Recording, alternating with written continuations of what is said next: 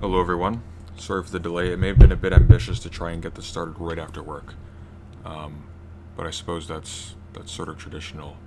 The person's always late for office hours. So, for those who aren't aware, the idea behind this stream is that I have, like, of course, like the regular content that I do. It requires me to do a lot of research. It requires me to take a lot of time. That is not streaming or directly making content, but it, of course, is ultimately conduces to that end. But in the meantime, I thought that, well, while I'm doing research, I can just keep my stream open. And if you have any questions or if you want to interact, if you want to suggest anything or comment anything at all, you can do so. So these streams will run long, largely because they aren't planned. I'm not going to be like entertaining you persistently for the whole thing. But basically, I'm at your service for while I'm here. I will be getting up, coming and going every now and then, but for the most part, I will be at my desk working. And if you have questions, sometimes we'll look at videos, whatever. It's basically like what Destiny does, except a little less stupid, I think. That's how I'm sort of thinking about it. You're not going to just watch me play Factorio for 8 hours without any commentary or something like that. But on that note, I actually am still not fully cleaned up because I did just get in. So, again, like if you have any questions, feel free to ask. That's what this is for. And these streams in particular will not be listed.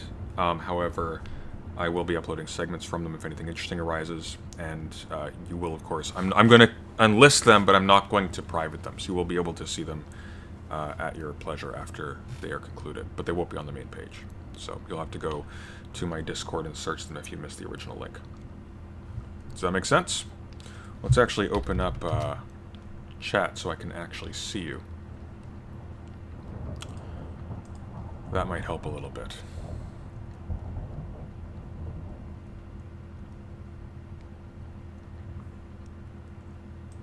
And I hope the ambience isn't grating. Jay Stevnik asks, what caused you to follow reactionary politics in your life aside from anti-SJW content? What inspired you to abandon these positions aside from becoming more educated?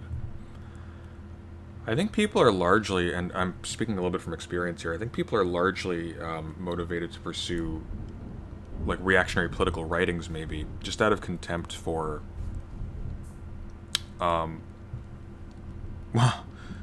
contempt for everyone at the end of the day, but just out of contempt for a lot of what appear to be faddish, social and political developments that sort of grate on you, especially if you come from a traditional household of some kind. Although they're not as traditional as you are often led to believe growing up. And I think it was a combination of things. I think it was being better educated and learning that I didn't really know what I didn't know. And then starting to take the material I was studying actually seriously and realizing that a lot of the people that traditionally regarded as reactionary political thinkers have it out for actually had a point, and they were fairly careful thinkers, and it was important to actually take them seriously. And to the extent that a lot of these reactionary thinkers that I used to follow didn't take them seriously, they were being foolish, and I stopped respecting them for it. Thoughts on the whole Haz and Luna debacle? I have to get myself updated on that. I think Haz's conduct towards Luna just seems incredibly stupid. Haz is not a stupid man intellectually, but he does some really stupid stuff from what I've seen. Destiny does sell games or advert them by playing, I assume. I mean, if he makes money that way, that's kind of cool. Somehow I don't think Cambridge is going to be dropping me any donos anytime soon. But, yeah. So I'm going to go get cleaned up a bit more and then I'll be back. But yeah, so again, for people who are just coming in, the idea here is this stream's going to be open for a little while. If you have questions, comments, stuff you want me to look at, field it. I'm going to otherwise be doing research here, and that's going to be that. The stream at the end will be unlisted, but segments may be uploaded later on.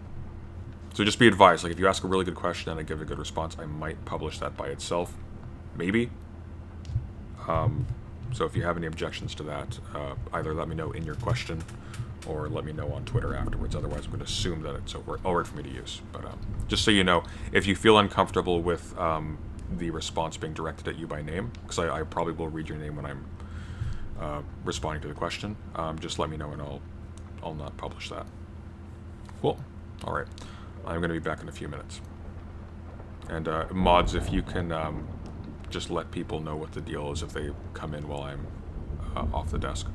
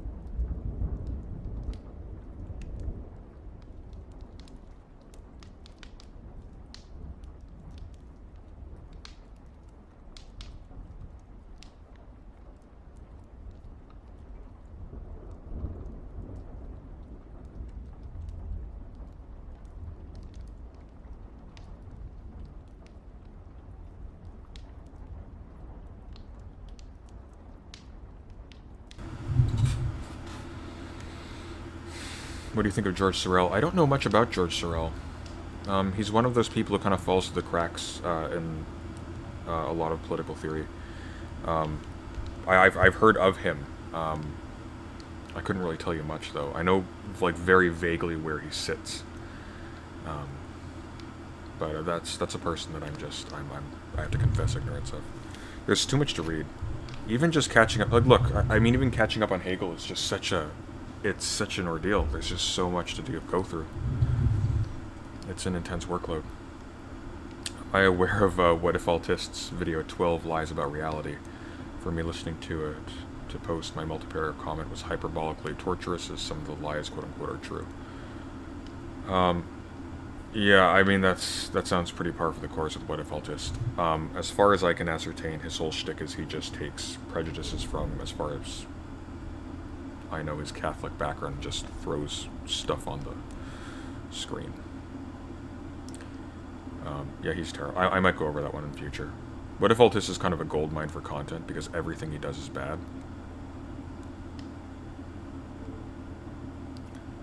Which is a shame, because, you know, he could do good stuff. There's nothing stopping him. Especially since now he has the money and the support to just do it full time. Like, why not? Why not do good stuff? That's one thing I've noticed with people like Philosophy Tube. Once they got rich, their content actually radically improved because there wasn't just that hungry rush. President Sunday, can you give me some book recommendations on the Taiping Rebellion?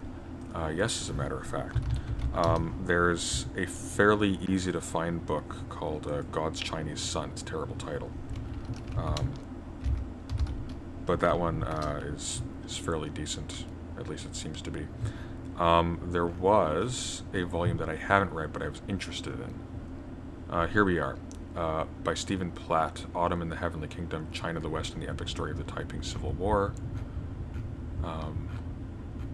There was another one. It also had a white cover. But the one that I've read was God's Chinese Son. That was a while ago. I don't think I read it very well, but it was interesting. The Taiping Rebellion is a very interesting subject that I wish I had taken more seriously when I had the opportunity. I will at some point again in the future.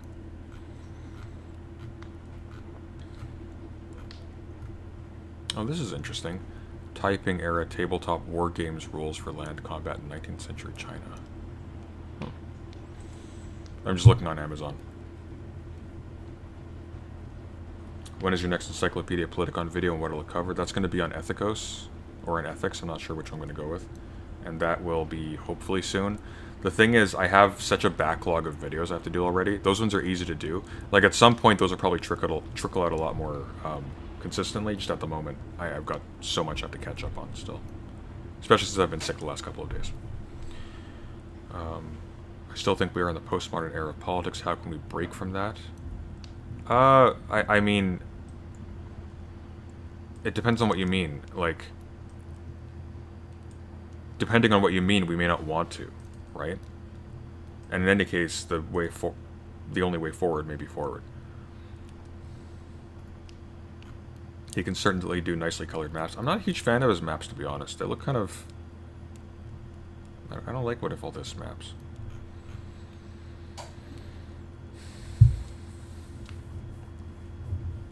When will you release Doomer Politics is Unironically Evil Part 4? Soon. That's going to be soon. That's one of the things that's on the backlog. Again, I was really, really sick the last couple of weeks.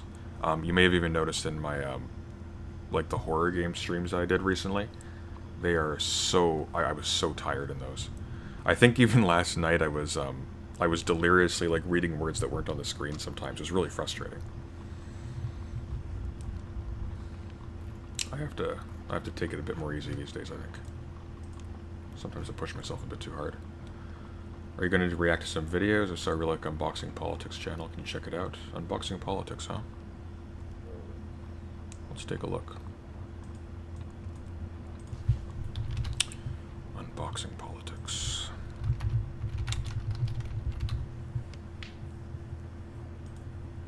Oh, it's a tiny channel. Attack on Titan's Politics Explained, a retelling of Asian American history. I might watch that in a few minutes. That actually looks really interesting. Tiny channel, too, only 455 subs. Is the minimum wage fair featuring Thomas Sowell?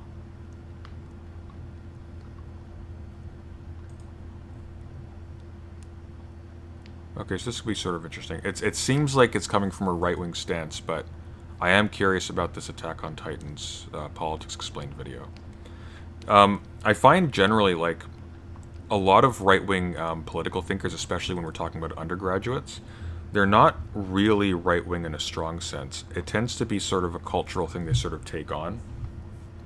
And a lot of the stuff that would, like, shift them over is just stuff that they're not interested in. So if you're, like, academically interested in international relations, say, you have often very little impetus from your actual schooling to sort of make the connections that would make you decide to switch from identifying as right-wing to left-wing. And a lot of, actually, because it's because of the statist bent of international relations, which is sort of self-explanatory why, you have every reason not to. It's a mode of analysis, well, not that there's a left-wing mode of analysis, but the kind of critical, sort of structural type of analysis and historical analysis that's more endemic to left-wing political thought than right-wing is not really compatible with the way international relations typically works, because it's highly essentialized. Obviously, it has to be, because you're sort of gamifying relations between these entities called states. You have to assume that there's simply a category of thing called a state, or a nation, or anything, that just has these qualities such that you can make predictions based on their interactions with each other.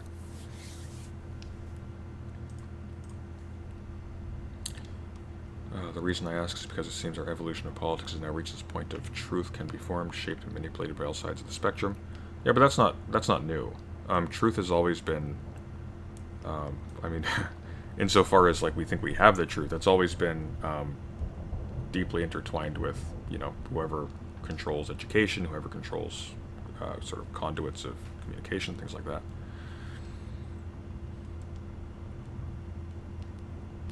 Especially with culture shifting towards a very fatigued and jaded sense of no collective interest. I'm not certain that culture is shifting towards a sense of no collective interest. I just think we're shifting towards a very powerful pessimism where even our collective interest is simply not something we're willing to fight for in a lot of cases. I mean, certainly people are, but I mean, I think there's a general malaise setting in. It's even becoming sort of apparent on online politics where people are sort of falling away from doing like hard political analysis and going into just interpersonal drama.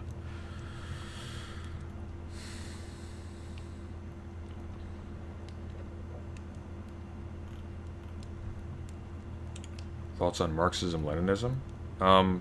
That's difficult to say. I'm still fairly, like, I'm a bit of a novice when it comes to Marx's writings. I've been trying to educate myself in the last year and a half. I have a lot of respect for Marx. What I have read of Marx has deeply informed a lot of my thinking.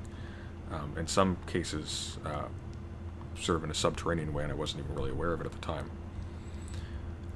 Marxist Lenin. I haven't read a whole lot of Lenin, so I couldn't really tell you. If we're talking about Marxist Leninists, it depends on the person. I've been impressed by some. I've been incredibly frustrated by a lot more, but that's hardly unique to them. What are your thoughts on Doomer Politics interviews with people like Flamenco dismissing your vids as pedantic and bad? I don't care about them dismissing my vids as pedantic and bad. Like that's like the easiest deflection in anyone's toolkit. The more effective course would have simply been not to acknowledge them at all, which has been the policy going forward at this point. A little bit late, but you know. But what's my opinion of him going on to people like Flamenco? Just opportunism. I don't think he has any standards. I think he got really excited that he got a lot of uptake, and he was just going anywhere that would take him. For MLism, you need to read Lenin and Stalin. Yeah, that seems to be the rumor. You and Lehman need to do a video together. I don't think Lehman and I are on good terms. He's kind of a brat. I didn't really dig. I think we had like I can't remember how severe it was, but we had a bit of a spat because he does this enlightened centrism thing that I just find incredibly grating. And I just don't have much respect for perennialism anyways. It's a very it's a very reductive way of understanding religion and philosophy while pretending that you're doing something more nuanced.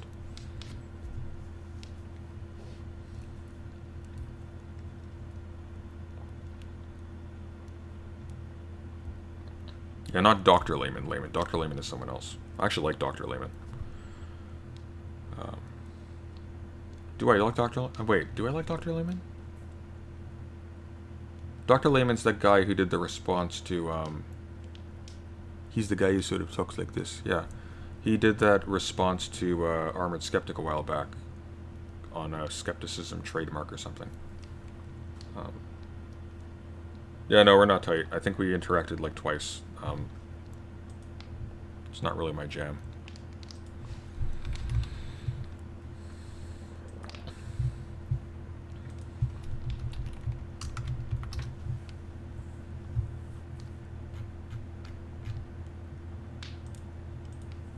But anyways, I'm gonna go grab my tea and finish tidying up, and then I'm gonna get to doing research. So keep asking questions, recommend videos. I do have some that I already wanted to look at today briefly. Apparently PewDiePie has done something on Nietzsche, and that's a thing I need to look at for some reason. There's some School of Life videos I wanted to go over, because they're really bad. Some of them are just kind of inoffensive and basic, but some of them are really bad. Like his Hegel one is a catastrophe.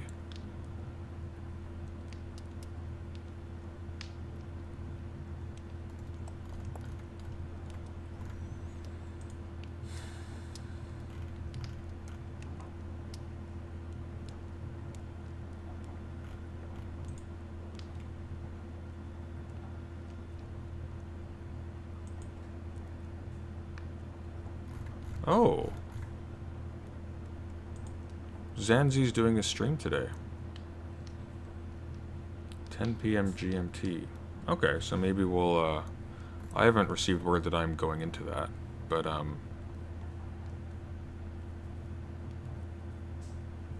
maybe we'll drop by. And by drop by, I mean we'll kind of watch it for a little bit. But apparently Zanzi today is speaking with Faraday Speaks, J-Rig, Logo Daedalus. Oh, J-Rig's, that's a big audience. He might be bigger than me soon. Am I married? No. What do you think of professional polyscientists, historians, and philosophers, or what do you think they need to do to combat pop online misinfo about these fields perpetuated by figures like What If Aldous and Philosophy Tube? They just need to respond to it. But at the end of the day, it's a losing battle because, like, to a certain extent, you sort of need to be basically educated to know the difference between bad theory and good theory, and overcoming that is incredibly difficult. Oh, hi Zanzi, still waiting on if you're in or not. Yeah, let me know. I'd be down for that. That'd be fun. But if not, it's not being streamed, it's being recorded and premiering later. Oh, okay. Interesting. I wonder what the logic is behind that. Typically streams are more ideal. Do you support indigenous nationalism? A lot of the time I do, yeah. I mean, I don't support, like, every approach to indigenous nationalism. Especially, like, I want to be careful of who I'm talking about here, because indigenous nationalism to some people means white nationalism in Europe. But if we're talking about in the context of North America, yeah, absolutely. Now, do I think that nationalism is, like, the most accurate lens in which to understand indigenous nationhood? No, not exactly, but that's a different question.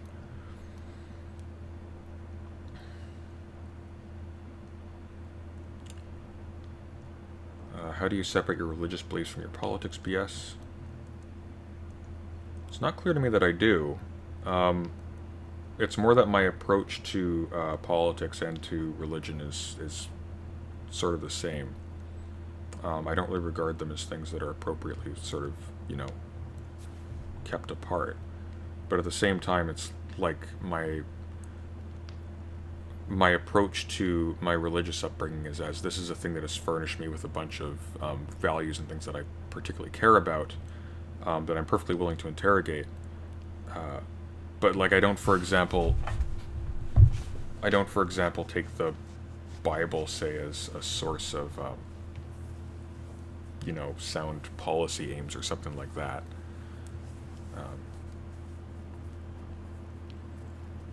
I mean, that one's tricky. I almost deny the category religion generally, as it's currently used contemporarily, because it basically is used as a stand-in for what are your ideological affiliations.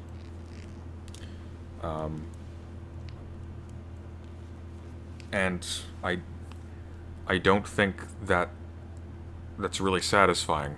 Like when I tell someone I have like a certain religious background, I'm not really telling them these are the things that here's a bunch of terms that I sort of sign off on. Here's a bunch of statements I sign off on. Like, no, I'm just talking about sort of what sort of cultural sector I'm emergent from, if that makes sense. Like, it's a biographical detail. I'm completely in the dark as to, like, questions about whether God exists, what God is like, things like that. I make practical guesses like everybody about the nature of the world when I do things, but yeah.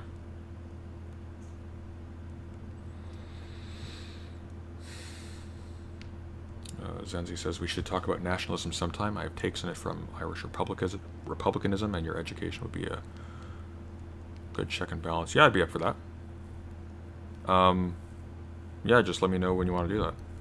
I mean, hell, if I'm ever doing office hours again, just feel free to come on. We can chat here. That's an efficient way to do this.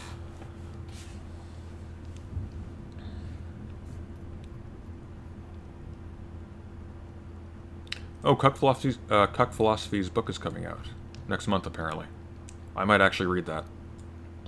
How to Philosophize with a Hammer and Sickle. I'm surprised at how long it was. It's like 300 pages almost. I was expecting it, like, typically, I was expecting, like, the length of a Mark Fisher book.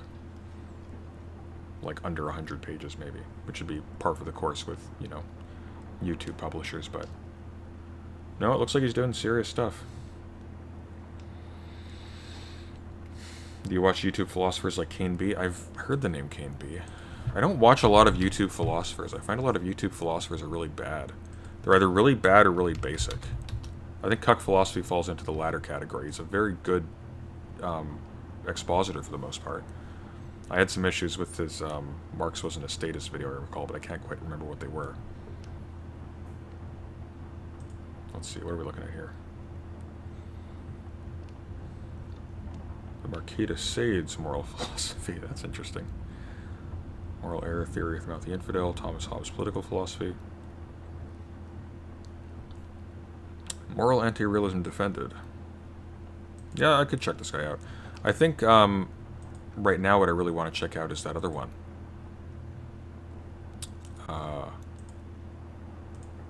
The unboxing politics video on Attack on Titan's politics. Actually, let me grab my tea and let's actually look at that one.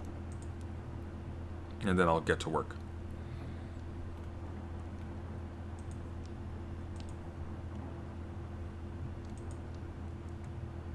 Oh, I need to put that.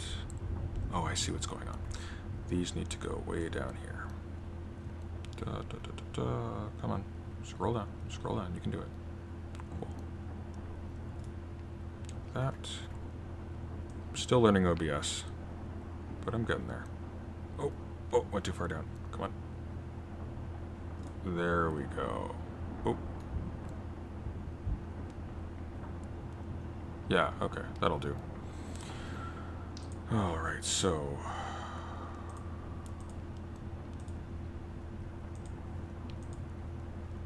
let's resize that a little bit. There we go.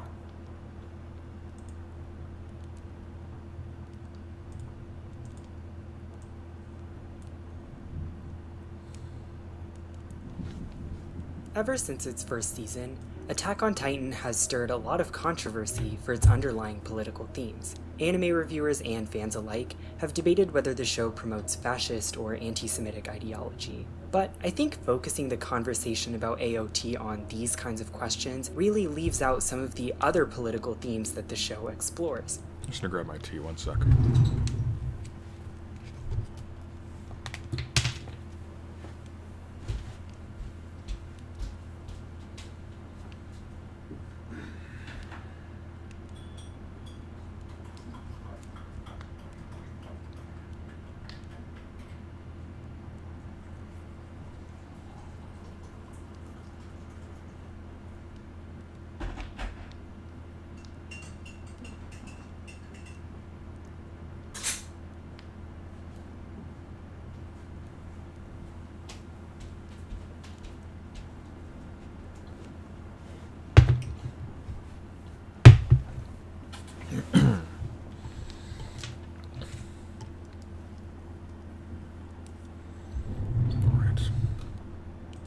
So today, I want to use AOT as a way to reflect on 3 key developments in Asian American history, and then connect those developments to the recent wave of violence against Asian Americans.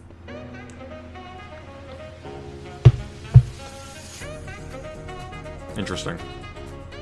Wasn't expecting this. Hey YouTube, welcome to Unboxing Politics. Today we're unboxing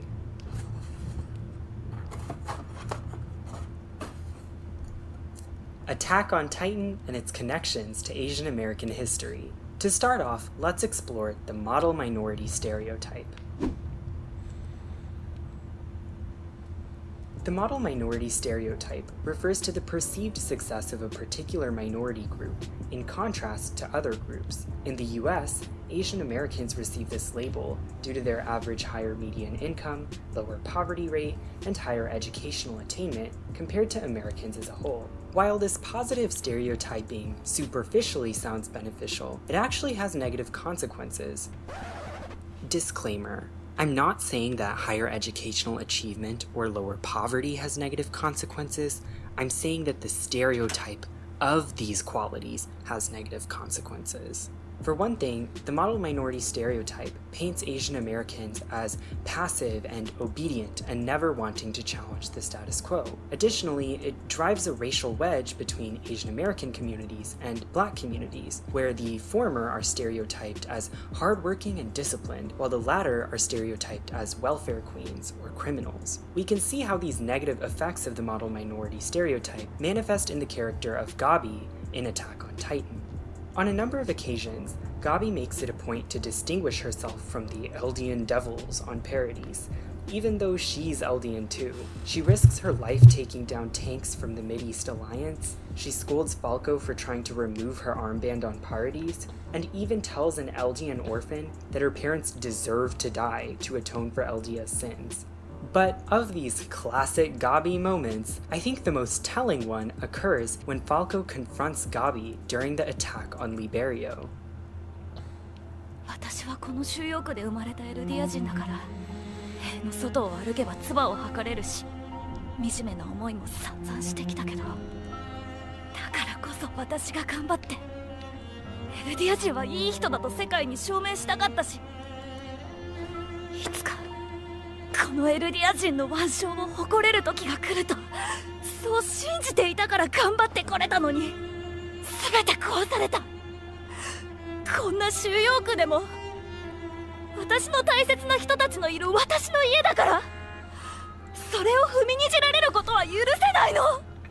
In this exchange, we can see that Gabi fully embraces the model minority stereotype. She believes that her only path to acceptance is through pledging loyalty to a Marleyan government which doesn't even recognize her basic human rights. This might sound weird, but it almost reminds me of the early rhetoric coming from Mahatma Gandhi when he was a much younger person. You see, most people know Gandhi to be a freedom-fighting liberator who liberated India from British rule. And that certainly is true, but it's also lesser well known that Gandhi in his early years was actually quite loyal to the British Empire. In 1893, the younger Gandhi arrived in South Africa, which at the time was partly under British rule. And unfortunately, the British Empire heavily discriminated against both the indigenous South African population and Indian immigrants. But rather than advocating resistance to British rule, Gandhi believed he could win over British sympathies by demonstrating Indian loyalty. That's why when a war erupted between the Dutch and the British in South Africa, Gandhi repeatedly begged the British to let him lead an ambulance corps to help wounded soldiers. And once the war ended, Gandhi requested a formal discharge certificate as proof that the Indian people were loyal to the British when it mattered most. It almost reminds me of the honorary Marleyan armbands that the warrior candidates wear as proof that they are loyal to Marley. Unfortunately, Gandhi's quest for British approval... Okay, so I think this is primarily focusing on the last season.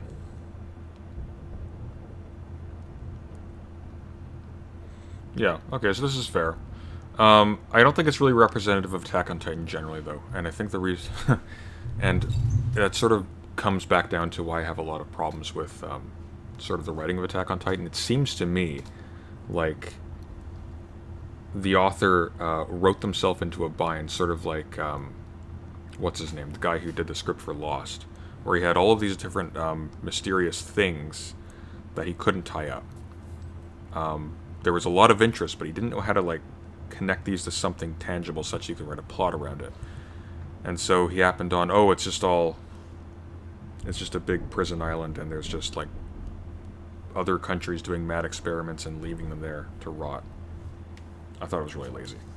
And then the final season, of course, is just this really generic oppression story. It's not good. I'm not a fan of Attack on Titan, the final season, and from everything I've read, it appears like the ending of it is just going to be a retelling of End of Evangelion, just dumber, without having earned any of its beats. So, yeah, I think we get the idea of this.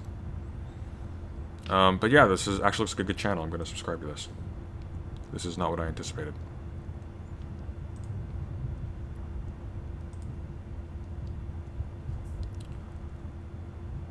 Alright, time for work.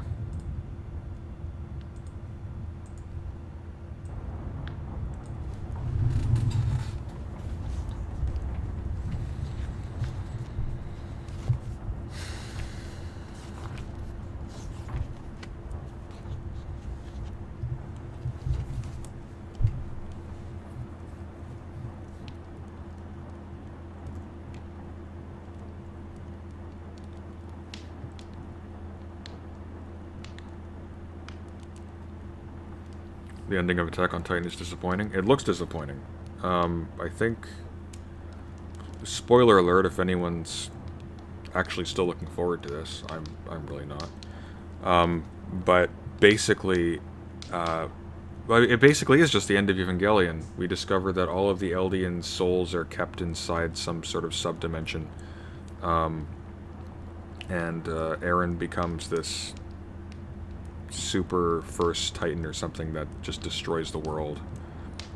With the promise afterwards that all of the dead Eldians may come back someday through the paths or whatever they're called. It's just really lame. Please link who in the Discord server? Oh, you mean Unboxing Politics. Yeah, well, I mean, Katsuma, you can do that. Just put it into general. It's just called Unboxing Politics.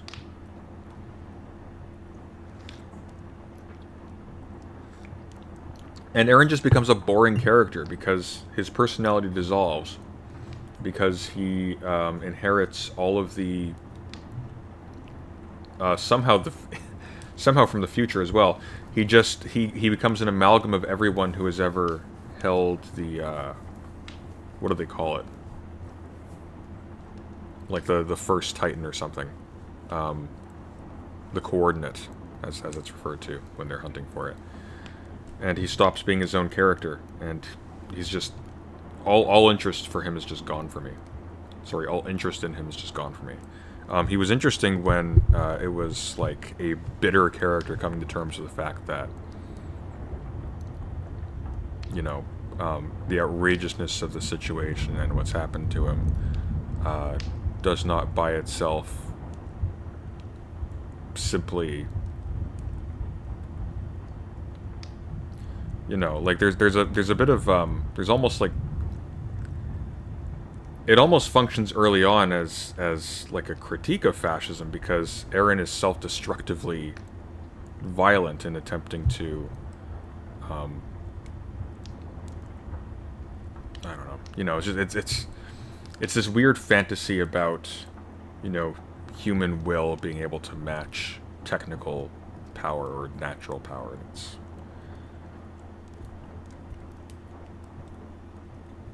It can't.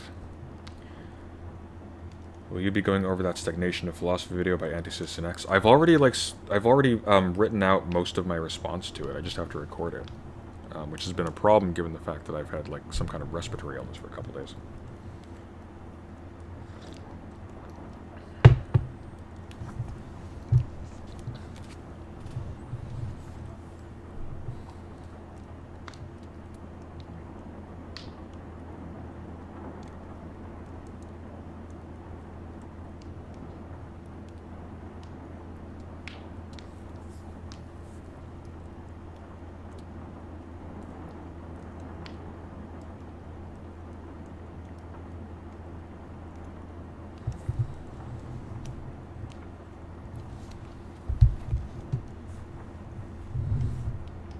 Or maybe it would make sense to actually make this a little...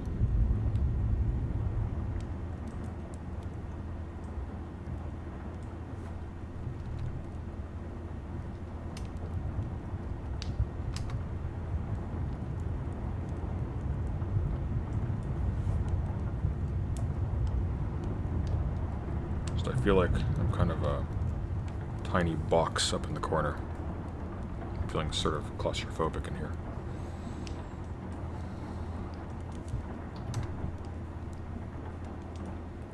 Yeah, that's a bit better.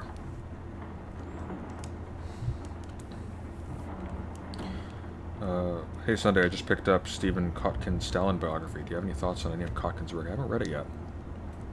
I've heard of it though. Who's the other guy who did a Stalin biography? Was it wasn't Strong. He did like Lenin, Trotsky, Stalin, and the titles are just Lenin, Trotsky, Stalin. What works by Engels have you read so far? Not a lot. I guess the German ideology kind of counts. You tried to read The Origin of the Family, Private Property, and the State when you were 14.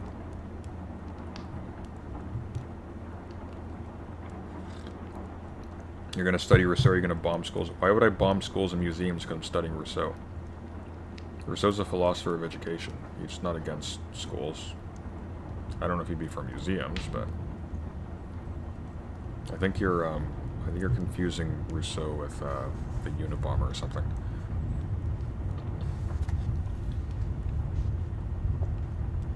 Like, Rousseau's a contract theory guy. Like, he's not an anarchist. Far from it.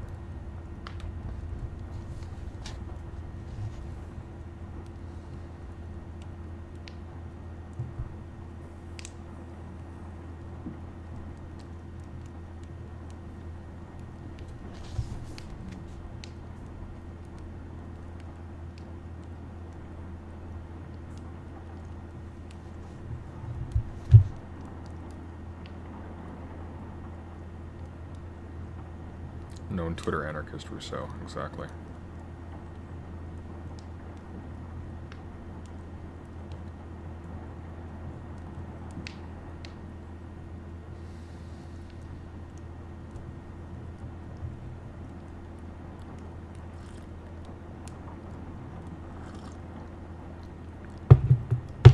No, for clarification though, I'm reading the second discourse.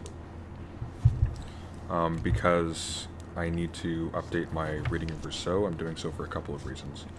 The first is to get Rousseau right when I'm discussing him, because I may be in the near future. The second is the volume of Rousseau that we used in college was not fantastic.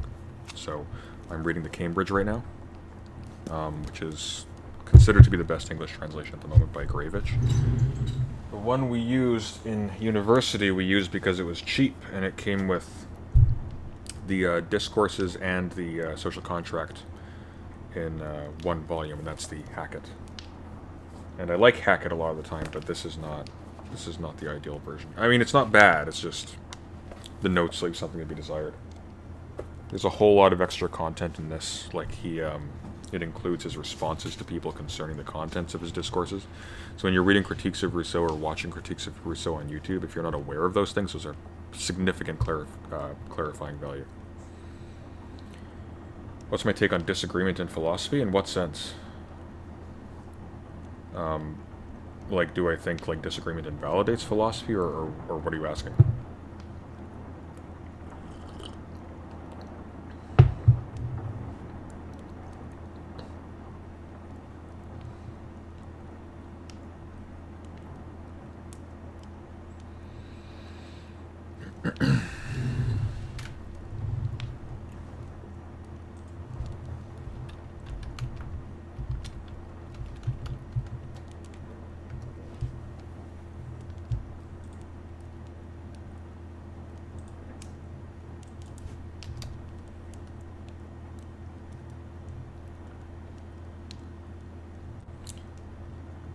Do you happen to know of libertarian Scott's equivalents of capitalism and individualism via the dictionary?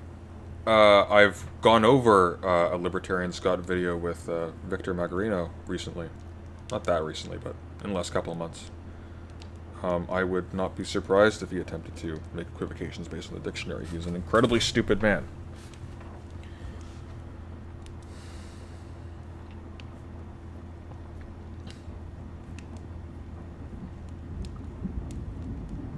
Thoughts on Michael Knowles promoting a book against intellectuals by Thomas Sowell and attacking Rousseau's personal life? It's attacking Rousseau's... We only have most of Rousseau's personal life because he wrote about it himself, so I think it's a little bit silly to go after him for that. He did do some pretty bad stuff, but that doesn't bear on his value as a theorist, like, at all. I'm sorry.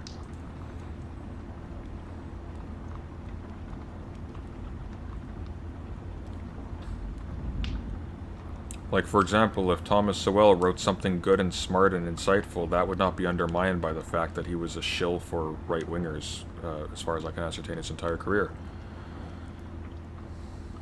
Can we use the doctrine of fascism to define fascism? No.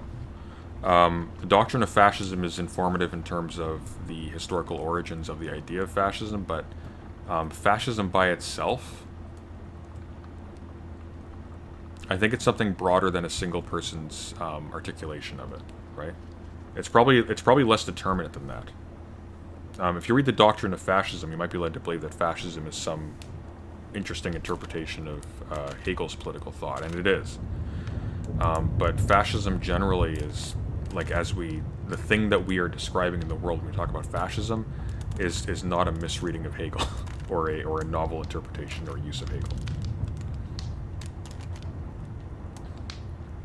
No more so than saying that Hegel is just an interpretation of Rousseau, which he is. Have you seen that STEM guy, Citizen X's antagonistic video for the field of philosophy? Yes, I have. Somebody else just asked about that. I'm making a video reply to it as we speak.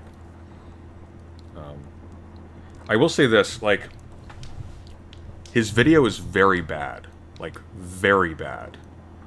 And one of the issues I'm running into in my response is that it's redundant because he does the same thing over and over again, and I pointed out, and I'm trying to decide, okay, do I parse this down a little bit, or do I allow the redundancies to sit and I just carry on? That's the efficient way to go about it. But, that being said, he's under the misperception that philosophers that are put forward by apologists, specifically religious apologists, specifically Christian religious apologists, as, examples that there is that the stances they take are of good repute in philosophically sophisticated circles. He would not be wrong if that indeed was the case. However, people like Alvin Plantinga, philosophers of religion generally, or the people in the philosophy of religion, the philosophy of religion should be a perfectly interesting area, but it's largely been turned into sort of either apologetics or kind of a milquetoast perennialism, perennial approach to religion, which is just, the philosophy coming out of there isn't good. And I can understand where Anti-Citizen X is coming from, but he's still very wrong, and he's still speaking way beyond his knowledge. He clearly just is not, he is not engaged with the contemporary state of philosophy anywhere, as far as I can ascertain.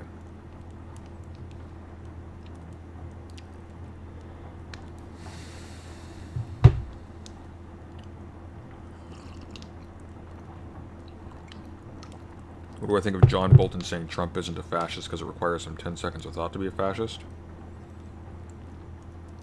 I mean, I don't think Trump is an explicit fascist. I think it's more accurate to say that Trump is profoundly useful to fascists. I don't think...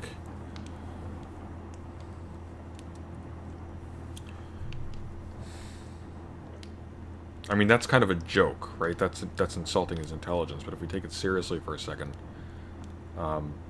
actual fascists tend to have, like, self-conscious fascists have fairly different takes on things than a lot of the people we sort of reflexively refer to as fascists.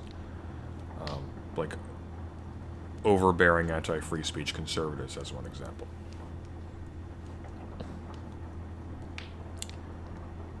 How can philosophy or religion break away from apologetics? Just by doing philosophy and stop trying to do damage control for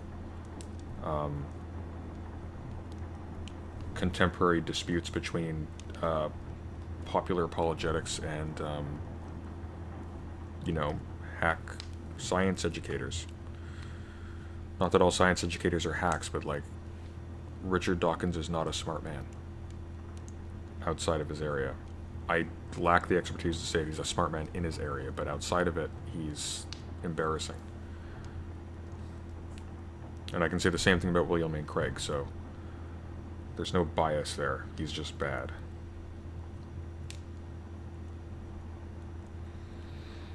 Check out The Crisis of Method in Contemporary Analytic Philosophy by Avner Baz. That sounds interesting. I will look at that one, actually, for sure. Let me actually write that one down. The Crisis of Method. I think John would be interested in that one as well. Actually, maybe he knows about it already.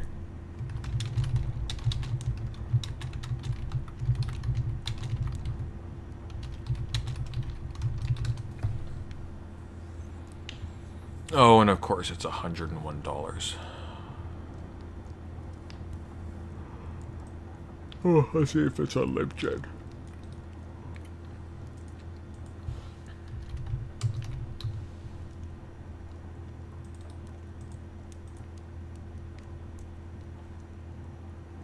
Sweet.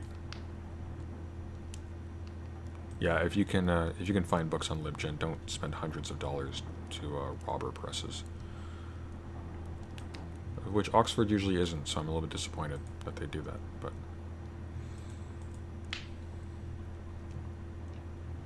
Thoughts on Diogenes' cynicism? I have no thoughts on Diogenes' cynicism, I'm sorry.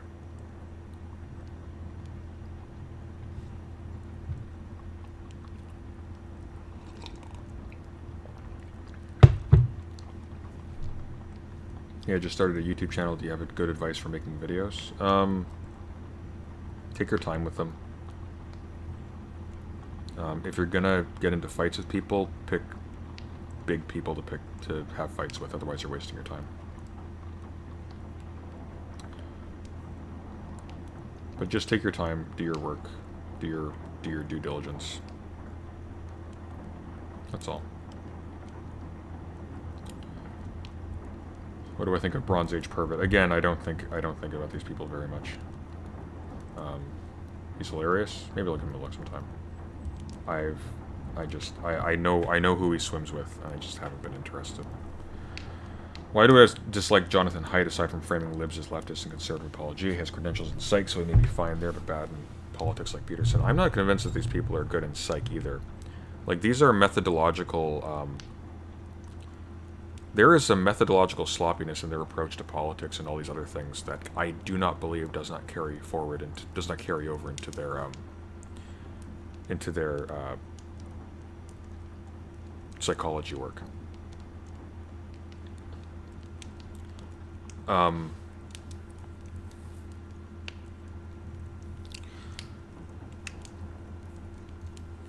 Like, the issue with Jonathan Haidt again is, I mean, anything that I can say about Jordan Peterson, I'll basically say about Jonathan Haidt. His whole shtick is he gets a bunch of these sort of colloquial... he puts down a bunch of colloquial uses of terms, builds a system off those colloquial uses, and then feeds it to a public that can't discriminate between that and actual solid theory. And that's incredibly frustrating. Like, Jonathan, you may as well be reading Malcolm Gladwell as far as I'm concerned. Haidt's work is atrocious even within psych. Yeah, I'm not surprised. Like, there will always be a set of field-specific skills that you need to learn to be proficient in any discipline. But that general approach of being careful and humble and, like, making sure you know something before you say it and being thorough, like, these are things that you take with you. These are things that when you learn and when you internalize them, you take them with you into anything that you do.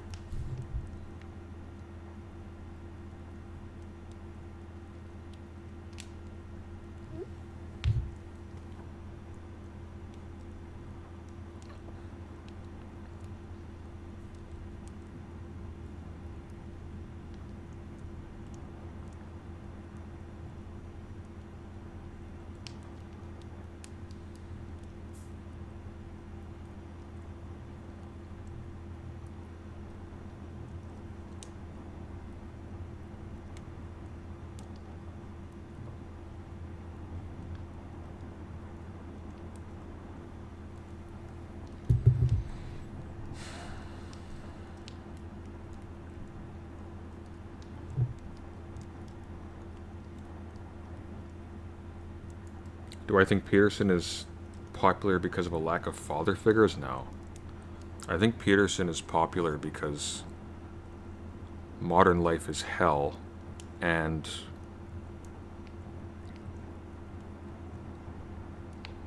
you know, he colors it in a way that's pleasing to certain people. I think that's basically it. He romanticizes struggle and misery.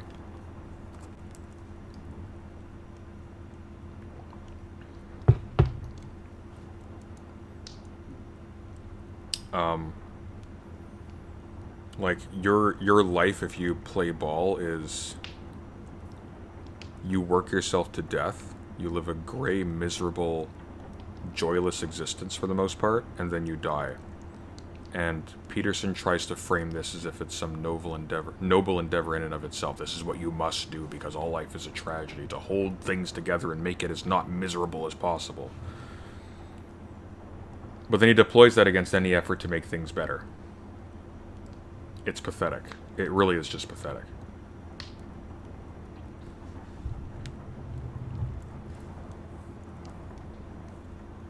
I used to have a tremendous degree of empathy towards Jordan Peterson that has just gone. It's just gone. Because I realized it's a show. Like, this is somebody who feels really cool, just like being like the grim, thoughtful, like doom prophet. It makes him feel important and powerful.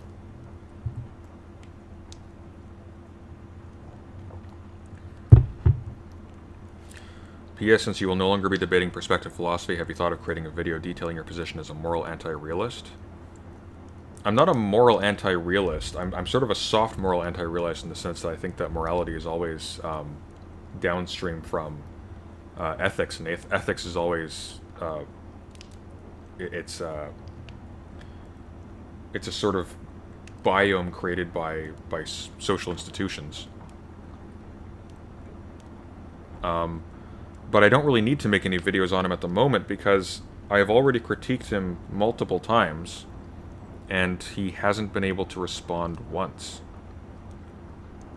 Oh yeah, Jordan Peterson did that tweet recently. Actually, One Dime messaged me. We might be chatting in the near future after that. But yeah, he made some, I can't remember what the exact quote was. Let's see.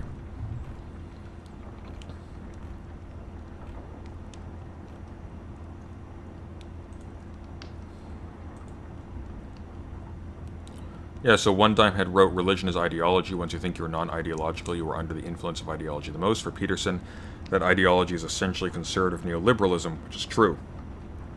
Basically the dominant status quo economic ideology, but with more conservative characteristics. And Jordan Peterson's response to this was, blah fucking blah, mate. Like, I'm sorry, this is not a smart man.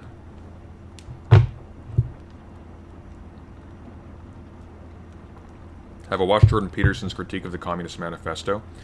Imagine, imagine saying that you were primarily motivated to get into psychology to understand the reasons for the Second World War and to understand what happened in the Soviet Union, stuff like that. And you make these wide, sweeping comments about like the moral depravity of Marx and everybody who influenced him and everybody he influenced. And then you get onto a stage with Slavoj Žižek, of all people, and you have the gall to say, well, in preparation for this, I read the Communist Manifesto, you know, the slimmest Marx book, the one that you can find in gift shops.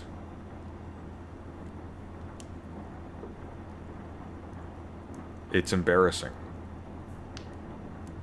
It's actually embarrassing.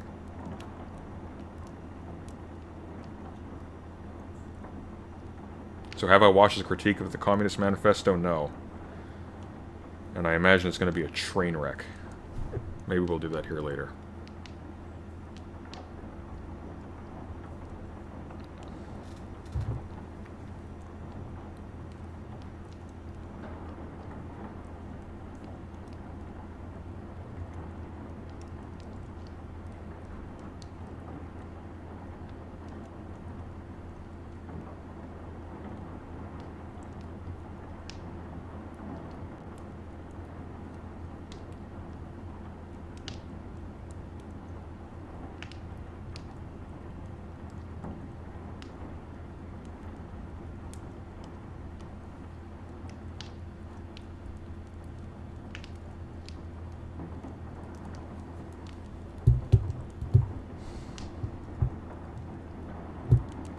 Actually, let's look at that. Let's do it right now. Let's see. Jordan Peterson, critique of the Communist Manifesto. How long is this going to be? 30 minutes long, huh? What I did, Let's turn this on.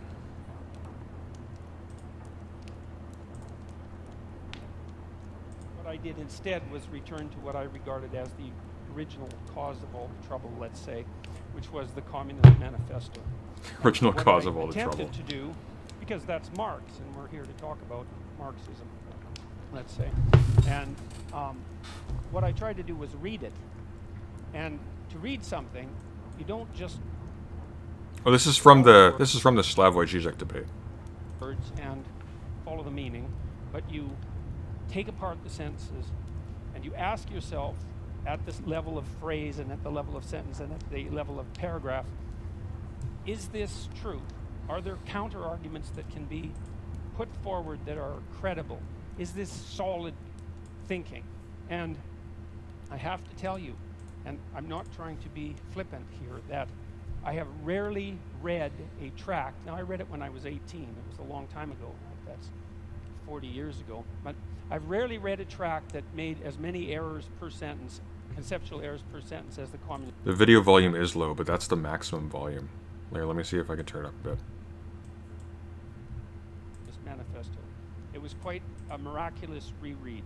It was interesting to think about it psychologically as well, because I've read student papers that were of the same ilk in some sense, although I'm not suggesting that they were of the same level of glittering literary brilliance and polemic quality.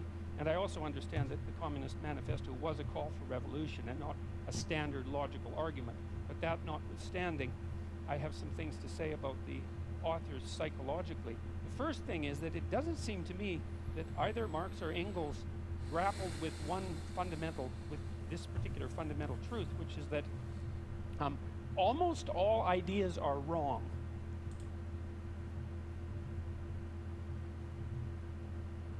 And so, and it doesn't matter if they're your ideas or someone else's ideas, they're probably wrong. And even if they strike you with the force of brilliance, your job is to assume, first of all, that they're probably wrong, and then to assault them with everything you have in your arsenal and see if they can survive.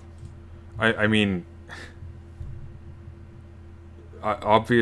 first of all, that's a really presumptuous construal of the fundamental truth, but one of the major things that Marx argues is that our ideas are downstream from, the things we have to do, or the way in which we live materially.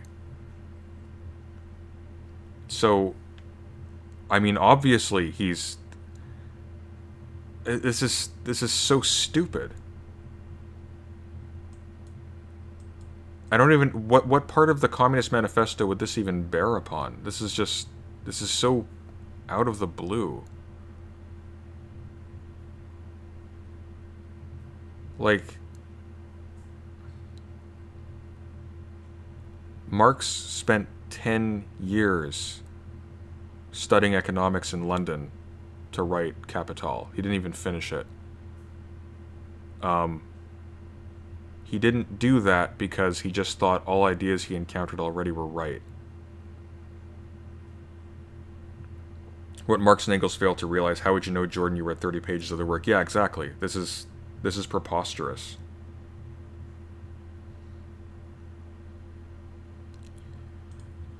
And what struck me about the Communist Manifesto was it was akin to something Jung said about typical thinking, and this was the thinking of people who weren't trained to think. And he said that the typical thinker has a thought, it appears to them like an object might appear in a room.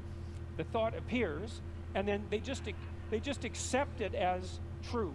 They don't go the second step, which is to think about the thinking. And that's the real essence of critical thinking. And so that's what you try to teach people in university, is to read it. No, the essence of critical thinking is not thinking about thinking.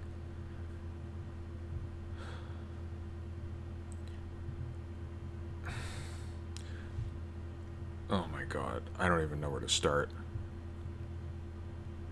like critical thinking. I mean, it means several different things at once, but primarily what it means is that you are attentive to and circumspect about the things that feed into your interpretation of a sentence, and what the sentence might mean in context, what the sentence might have been intended to do, what things might the sentence imply that are not necessarily a part of its intention.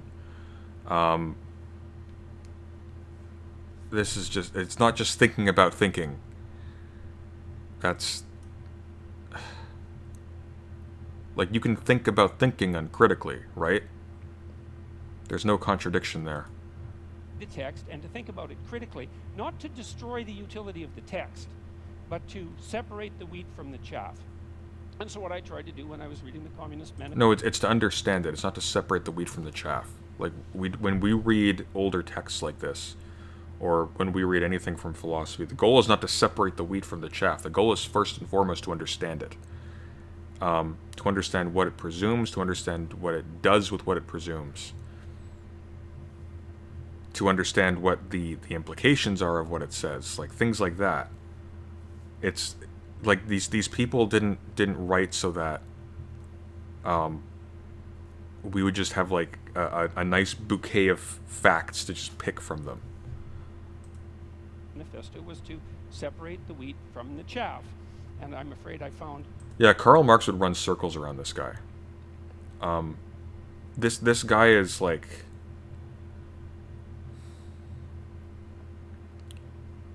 This guy read a couple of novels, thought he was ever so smart because most people in his milieu don't read at all, and decided to become a guru. And most importantly, he's a guru. He's not a philosopher, he's not a thinker, he's a guru. He just says shit that comes to mind that sounds good. Like, this guy can't even remember the plot of Harry Potter, but he cites it regularly. It's embarrassing. But we're supposed to believe that he can make these he can accurately make sweeping descriptions of Karl Marx's voluminous work, produced over the span of decades of education, through tremendous hardship. He lost several family members during the course of doing so. He was in poverty a lot of the time, not because he was doing this cynically. This is worse than Pinker on Hobbes. It's worse than Pinker on Hobbes because Pinker on Hobbes is just kind of meaningless. It's just stupid. This is actually slander. Some wheat, yes, but mostly chaff. And I'm going to explain why, hopefully in relatively short order. So I'm going to outline 10 of the fundamental axioms of the Communist Manifesto. And so these are truths that are basically held as self-evident by the authors. And they're truths that are presented in some sense as unquestioned, and I'm going to question them and tell you why I think they're unreliable. Now, we should remember that this tract was actually written 170 years ago. For an audience that is much more educated than Jordan Peterson's typical readership. That's a long time ago. And we have learned a fair bit from since then about human nature, about society, about politics, about economics. There's lots of mysteries left to be solved, but we are slightly wiser, I presume, than we were at one point. And so you can forgive the authors to some degree for what they didn't know, but that doesn't matter given that the essence of this doctrine is still held as sacrosanct by a large proportion of Sacrosanct. Academics. Sacrosanct. Probably are among the most, what would you call, guilty of that particular sin. So here's proposition number 1. History is to be viewed primarily as an economic class struggle. All right, so let's think about that for a minute. First of all, the proposition there is that history is primarily to be viewed through an economic lens, and I think that's a debatable proposition because there are many other motivations that drive human beings than economics, and those have to be taken into account. Is he going to name some? Because like this is where you have to actually get into what Marx wrote, because yeah, there are myriad reasons for things happening historically, but they come down to ultimately what are the life-giving things that we rely on as a species or as a community, and then what is human activity sort of oriented around, right? Like, it's like, even like great man theory, the great men are going to be out getting what? Like gold, land, territory, stuff like that. Especially that drive people other than economic competition, like economic cooperation, for example. And so that's a problem. The other problem is... Hang on, wait a second, what? Human beings than economics, and those have to be taken into account, especially that drive people other than economic competition, like economic cooperation, for example. And so that's a problem.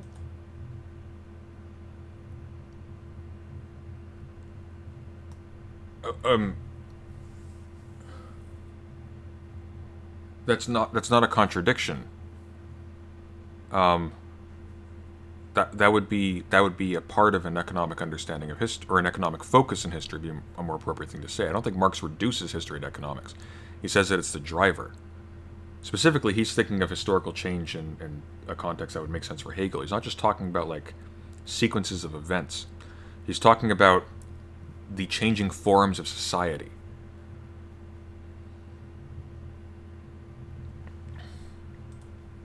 The other problem is that it's actually not nearly a pessimistic enough description of the actual problem, because history,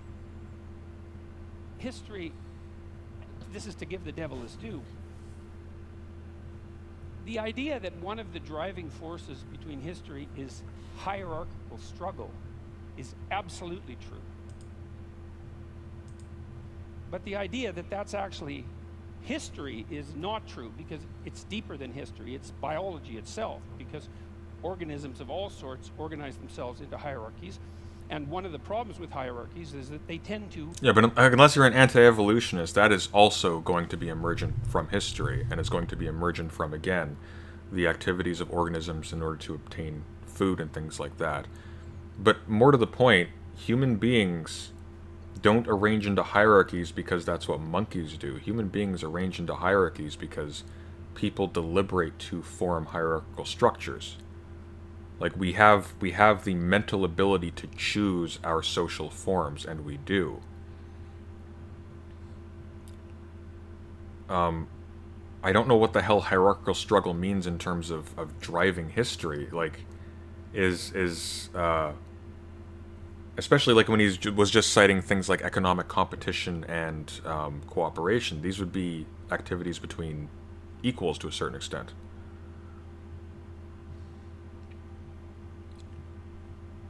According to the materialist conception of history, the ultimately determining element in history is the production and reproduction of real life. Other than this, neither Marx or I have ever asserted. Hence, if somebody twists this into saying that the economic element is the only determining one, he transforms that proposition into a meaningless, abstract, senseless phrase. That's by Engels. Yeah, thank you, Bubble Boy. That's actually really useful. But this would be apparent to you if you had read even the smattering of the Grundrisse, the introduction to the critique of political economy. In particular, is very concise and goes over this fairly efficiently. And that's only about 30 pages. I could have read that. That would have gotten him much farther than the Communist Manifesto, which is written for people who are already onboarding a lot of what Marx already argued elsewhere. He suggests that economic cooperation cancels the class struggle. Economic cooperation is not between classes. Economic cooperation is between people with a mutual interest. And different classes generally only have a mutual interest in the survival of the state itself. So when is that mutual self-interest, when does that come to the fore as like a determining factor? That's going to be in cases of revolution or imminent revolution. I don't know what the hell he's talking about here in terms of economic cooperation. Does he mean just people playing ball and like going to the store and not stealing? Like, what does he think economic cooperation means?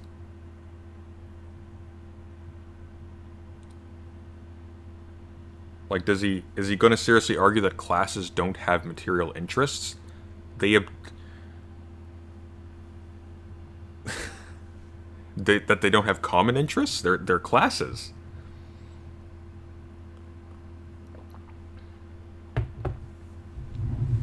And why? What do you? the struggle for hierarchy drives history, but class struggle doesn't drive history. Is that just essentializing?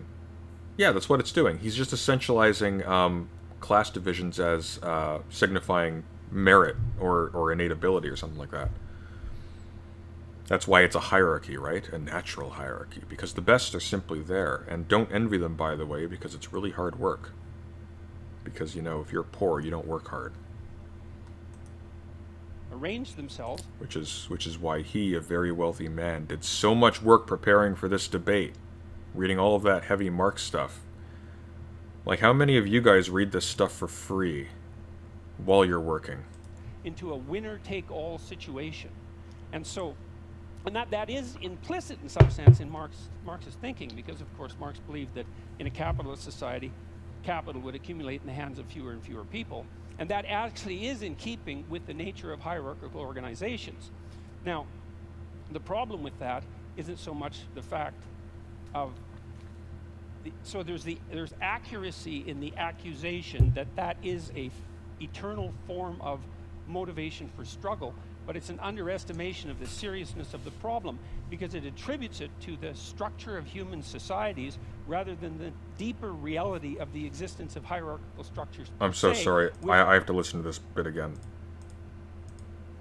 So there's accuracy in the accusation that is a eternal form of motivation for struggle, but it's an underestimation of the seriousness of the problem, because it attributes it to the structure of human societies rather than the deeper reality of the existence of hierarchical structures per se, which, as they also characterize the animal kingdom to a large degree, are clearly not only human constructions. Okay, but Marx isn't criticizing the existence of any hierarchy. Marx is pointing out that that basically fighting over resources is one of the major drivers of history, and that the way in which we extract and make use of resources determines, our social form, which kind of makes sense because that's how we live. Obviously that's going to play a fundamental role in how we structure everyday life and the kinds of things that sort of populate the human world.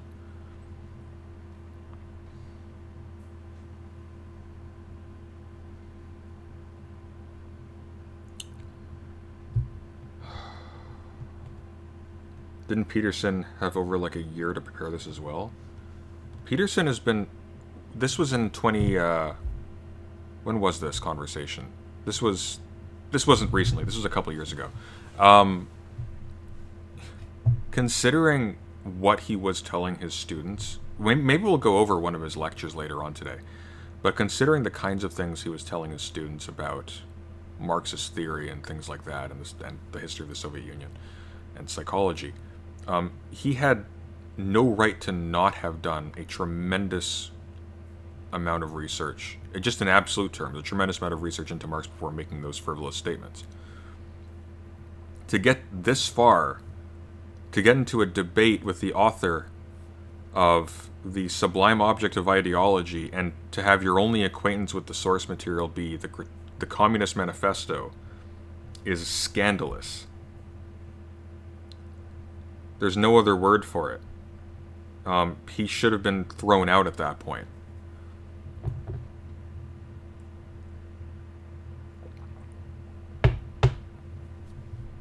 If hierarchies in politics and in academia were dictated by merit, he would be at the bottom.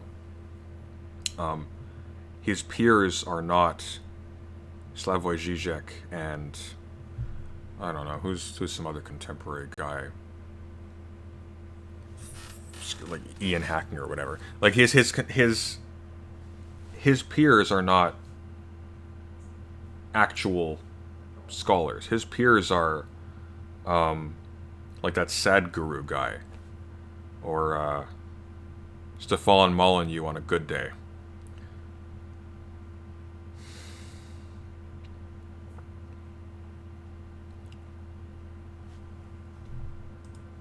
And the idea that there's hierarchical competition among human beings, there's evidence for that goes back. His defense was literally that he was on too many benzos. I I will say this: I am not on board with people going after Jordan Peterson because he's on benzos. They are extremely important for some people to survive severe anxiety. I've had to go on them briefly, and they're also notoriously easy to get addicted to, like easy. Like they are scary things to use for that reason. It is so easy to get addicted to them, and his wife, I believe at the time, was dying of cancer. I don't know what her state is now. But I don't like people jumping on that for a couple of reasons. One, because it's needlessly cruel. I don't think he's actually blameworthy for that. And two, because there are a lot of other people who go through that who are now being made to feel like garbage because of the comparison. That being said, what he should have done, if indeed he was unable to prepare because he was too hopped up on drugs, is not do the talk. Just keep your mouth shut. You don't know what you're talking about. By the way, Jordan B. Peterson is very anti-biological here with little to no understanding of actual biology, but trying to naturalize hierarchy. See his lobster argument. It doesn't even matter because, again, like, human beings are conscious, rational beings that can make decisions and choose the future.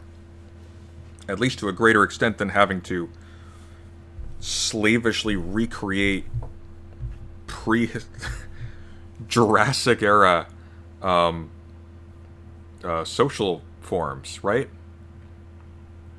Like, we're smarter than lobsters. There's a reason why we have history and not just the biological study of human beings, because our current state isn't just the product of biology, it's also the product of a world that we have constructed. To the extent we've changed so much, and this is one of the reasons why Rousseau is so interesting, because he's one of the first people to talk about this. We've been so molded by our historical environment, and that historical environment has been so molded by past history that we've actually more or less entirely lost contact with human beings outside of society. Like we have no notion actually of what that was. Our only comparison is, things that seem to approximate our primate ancestors. But us specifically, we don't know.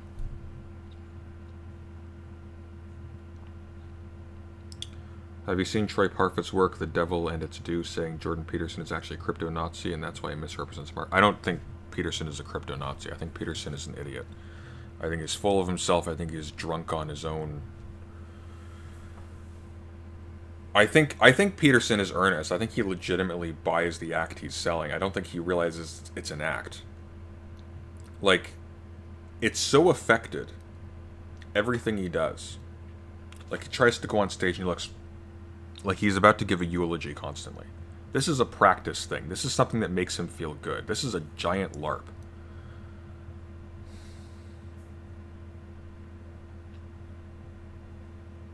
And again, that's borne out by the fact that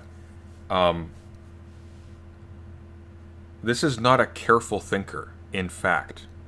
This is a man who puts on the appearance of being careful and being grave and serious on stage. But when actually pressed, like when you catch him off guard, he's blah fucking blah. That's his response to things. At least to the Paleolithic times. And so that's the next problem. It's that, well, this ancient problem of hierarchical structure is clearly not attributable to capitalism because it existed long in human history before capitalism existed, and then it... Marx doesn't say that hierarchy is the result of capitalism. Modern social forms are the result of capitalism. The fact of hierarchy, period, is not. Predated human history itself. So the question then arises, why would you necessarily, at least implicitly, link the class struggle with capitalism, given that it's a far deeper problem? And now, it's also, you've got to understand that this is a deeper problem for people on the left. Here's a question. Why would you link the existence of hierarchies in nature with capitalism, given that capitalism is so recent? It doesn't serve as an explanation. That's something new. It's extremely new. left, not just for people on the right. It is the case that hierarchical structures dispossess those people who are at the bottom, those creatures who are at the bottom, speaking, say, of animals, but those people who are at the bottom, and that is a fundamental existential problem.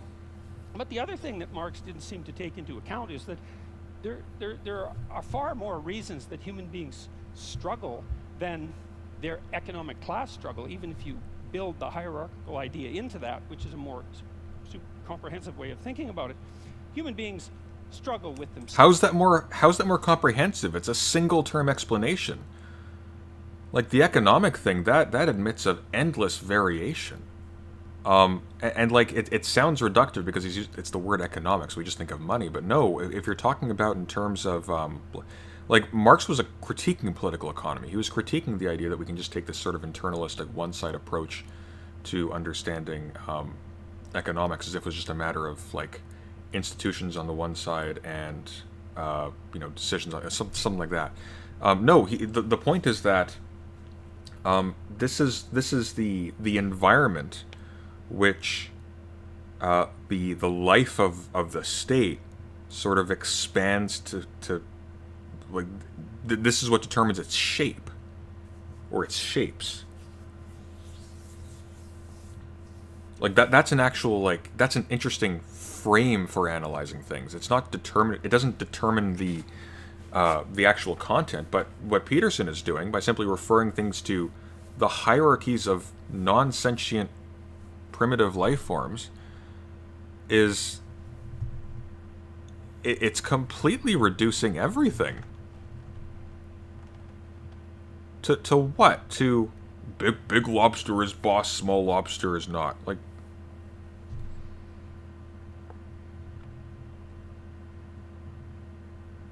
if you're thinking in the geological terms, deep time, yes, capitalism. Even just historical time, capitalism is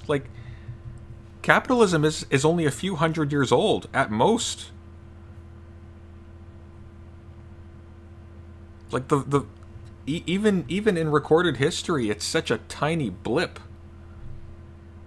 Selves, with the malevolence that's inside themselves, with the evil that they're capable of doing, with the spiritual and psychological warfare that goes on within them. And we're also actually always at odds with nature. And this never seems to show up in Marx. And it doesn't show up in Marxism in general. It's as if nature doesn't exist.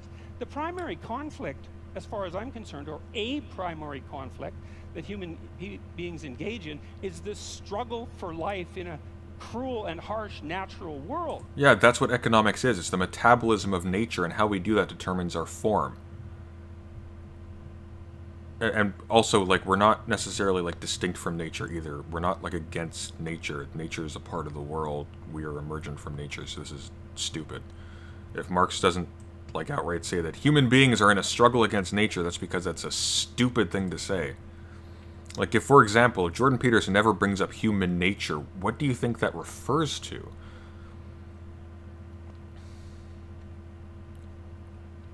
Any thoughts on Robert Greene's work, like the 48 Laws of Power? I've listened to bits of the 48 Laws of... I think it was the 48 Laws of Power, and it's sort of interesting, but it's kind of basic. I don't have anything against them, I don't know why you wouldn't just go to the source. But I mean, as an introductory thing, just to get, young people kind of thinking about these things, I don't have a problem with it. At least not off the top of my head. But I haven't read them in any depth. I know Sargon liked them, which puts up red flags, but, I mean, Sargon has videos on Rousseau that aren't actually half bad. Amazingly. What's more disturbing is it doesn't matter. Marx never mentioned nature, true, so true. Yeah, that's... No, Marx mentions nature.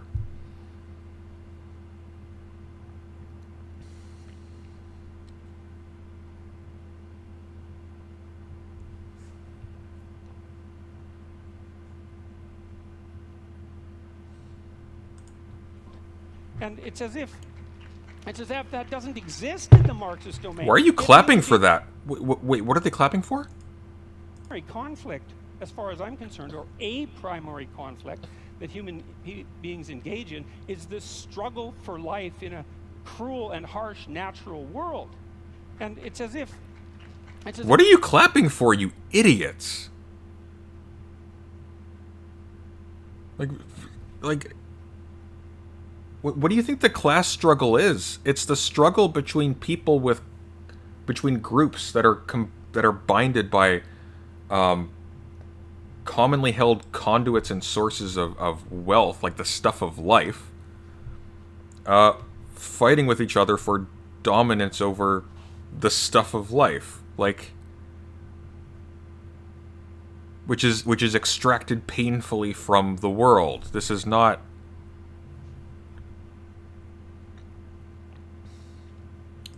That doesn't exist in the Marxist. Why would you clap for this? If human beings this? have a problem, it's because there's a class struggle that's essentially economic. It's like, no, human beings have problems because we come into life starving and lonesome, and we have to solve that problem continually, and we make our social... No, we don't. We come into life typically in a hospital bed, surrounded by people taking care of us, and even in our most primitive conditions, we only survive because we're cared for by our families.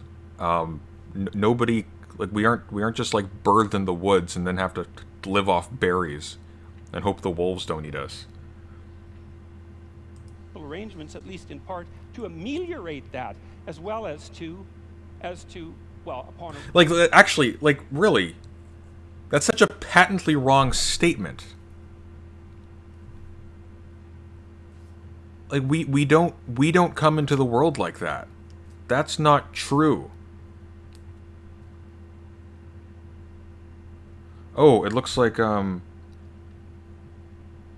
never mind. I can't talk about that. Yeah, that's just not true.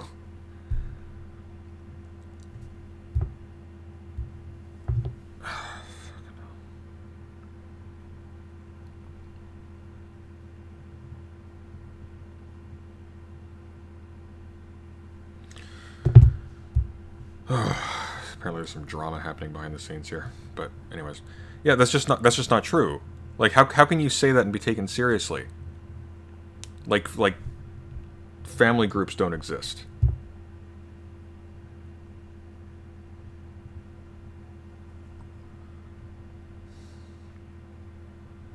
occasion exacerbated. And so there's also very little understanding in the Communist Manifesto that any of the, like, say, hierarchical organizations that human beings have put together might have a positive element. And that's an absolute catastrophe, because hierarchical structures are actually necessary to solve complicated social problems. We have to organize ourselves in some manner, and you have to give the devil his due. And so it is the case that hierarchies dispossess people, and that's a big problem. That's the fundamental problem of inequality. But it's also the case that hierarchies happen to be a very efficient way of distributing resources. No, hierarchies don't dispossess people. Dispossession creates hierarchies. Somebody is able to be above you because they have something that you need, and if you don't play ball, they withhold it from you. That's so, like, patently obvious. It's resources. And it's finally the case that human hierarchies Is Jordan B. Peterson Irish? No, we disavow him. are not fundamentally predicated on power. And I would say that biological, anthropological data on that are crystal clear. You don't rise to a position of authority that's reliable in a human society primarily by exploiting other people. It's a very unstable means of obtaining power. So that's a problem. Yeah, see, that laughing is accurate. That like, what? That's the most stable means of obtaining power. If you're in an exploitative relationship with someone, that means that they are doing things for you willingly, and you are reaping the benefits. That's the best situation to be in.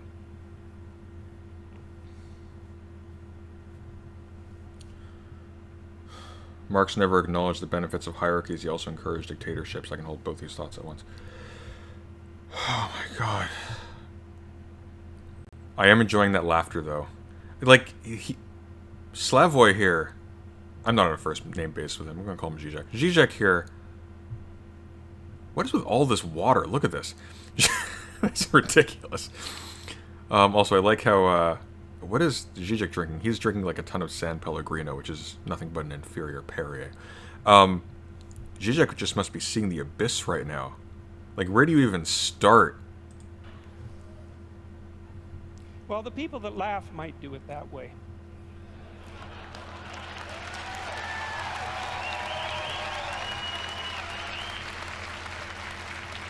Okay, now another problem that comes up right away is that Marx also assumes that you can think about history as a binary class struggle with clear divisions between, say, the proletariat and the bourgeoisie. And that's actually a problem. That's not true. The bourgeoisie is a recently emergent class, which he knows. Like there wasn't a freaking bourgeoisie in Athens yet. Actually, that's a great example. Democracy is directly emergent from class struggle between a landowning class and people who didn't have the money to, not between a landowning class, between affluent land magnates essentially and poorer landholders, and the condition of citizenship and of being free was of holding land in Athens as a citizen.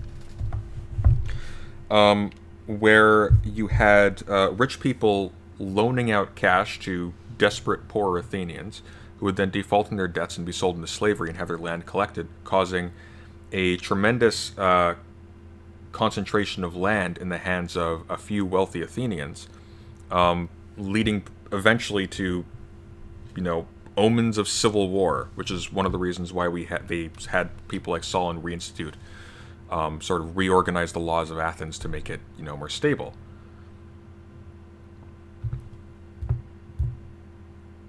And this is basically, this is this kind of reason for radical constitution change. That's going to be fairly consistent historically. It is all economics. War is economical. It's motivated by economics. It's powered by economics. What do you fight over in war? You fight over the stuff that makes a society, first of all, live and then become wealthy.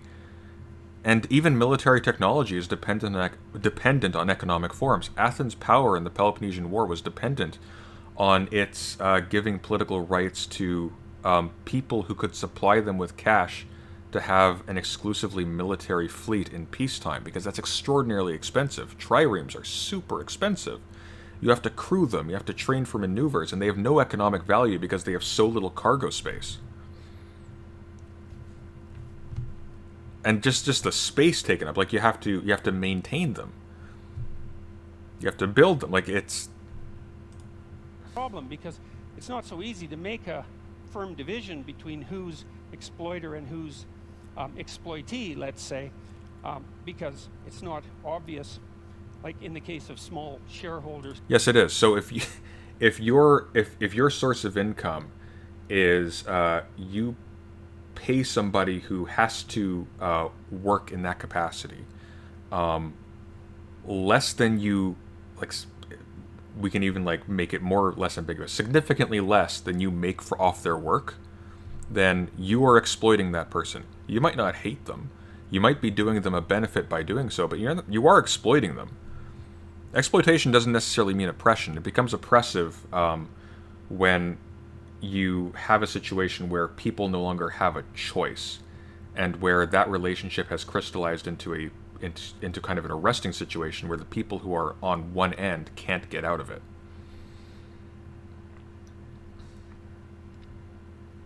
I don't know. I don't know why I'm even saying this. You guys get this. Whether or not they happen to be part of the oppressed or part of the oppressor. This actually turned out to be a big problem. Yeah, see, again, he's conflating oppressor with exploiter. These aren't exactly the same thing. Exploitation can yield positive economic benefits for everybody. That's not necessarily untrue. The conditions of exploitation may be significantly better than the conditions that prevailed prior to that exploitation being possible. There's no contradiction there. That doesn't mean the exploitation in and of itself is a good thing, given that it could be otherwise. In the Russian Revolution, and by big problem I mean tremendously big problem, because it turned out that you could fragment people into multiple identities, and that's a fairly easy thing to do, and you could usually find some axis along which they were part of the oppressor class. It might have been a consequence of their education, or it might have been a consequence of the wealth that they strived to accumulate during their life, or it might have been a consequence of the fact that they had parents or grandparents who were educated or rich, or that they were a member of the priesthood, or that they were socialists, or anyways, the listing of how it was. Just remember, like, exploitation and oppression is kosher so long as you only inherit it several generations down. Then it's clean. That's how you launder, historical injustice. Possible for you to be bourgeois instead of proletariat grew immensely, and that was one of the reasons that the Red Terror claimed all the victims that it claimed. And so that was a huge problem. It was probably most exemplified by the demolition of the kulaks, who were basically peasant farmers, although effective ones in the Soviet Union, who had managed to raise themselves out of serfdom over a period of about 40 years and to gather some degree of material security about them. And about 1.8 million of them were exiled. About 400,000 were killed, and the net consequence of that removal of their private property because of their bourgeois status was arguably the death of 6 million Ukrainians in the famines of the 1930s. And so the binary class struggle idea, that was a bad idea. That was a very, very bad idea.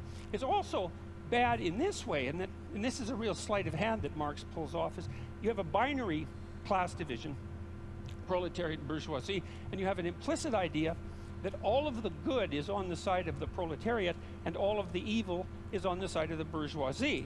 Yeah, Marx is pretty explicitly morally neutral. He'll engage in, like, emotional and indignant language, but he's a thorough Hegelian in this regard. Moral duties are downstream from the ethical ambience of your community, which is dictated in terms of what furnishes it by the mode of production that prevails in whatever community this is. It doesn't make any sense to make a moral critique of the ethical structure, because that's at a higher level. Your morality follows from that. Your duties and whatnot are duties towards things that are given to you, and given to you as the kind of subject that you are, as both are produced by the ethical sphere in which you are raised and in which you live. It makes no sense to say that the good is all on one class and not on another. Rather, what Marx would argue is that our conception of the good is determined by, or rather, we should say, the common understanding of what the good is determined by a social structure that is, again, downstream from mode of production, and therefore it should not be treated as if it was simply the product of natural law. It is a contingent emergence, and maybe it has things that we nonetheless value and want to maintain, but that's immaterial to the question. We shouldn't be valorizing these things as being, like, sort of God-given. They're not.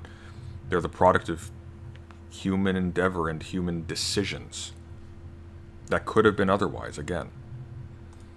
And that's classic group identity thinking. It's one of the reasons I don't like identity politics, is because once you divide people into groups and pit them against one another, it's very easy to assume that all the evil in the world can be attributed to one group, the hypothetical oppressors, and all the good to the other.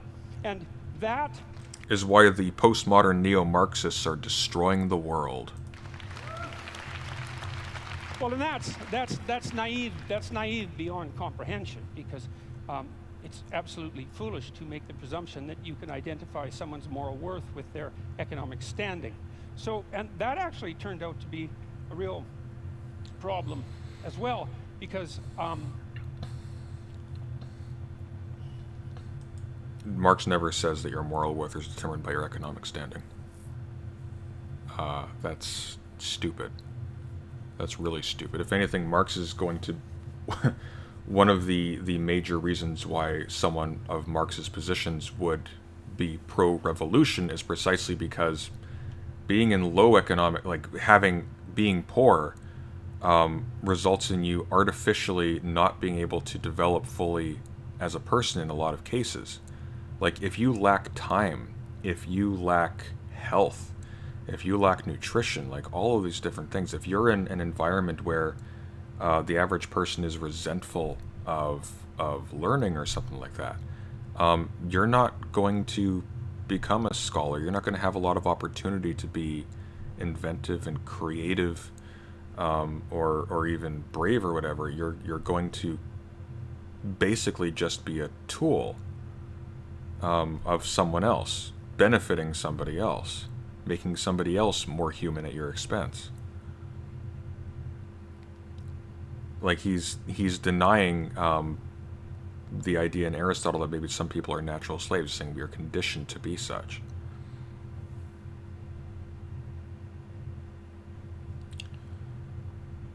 Nope, very bad reading, Jordan Peterson. I don't even think this was a reading. I think he just pulled this out of his ass.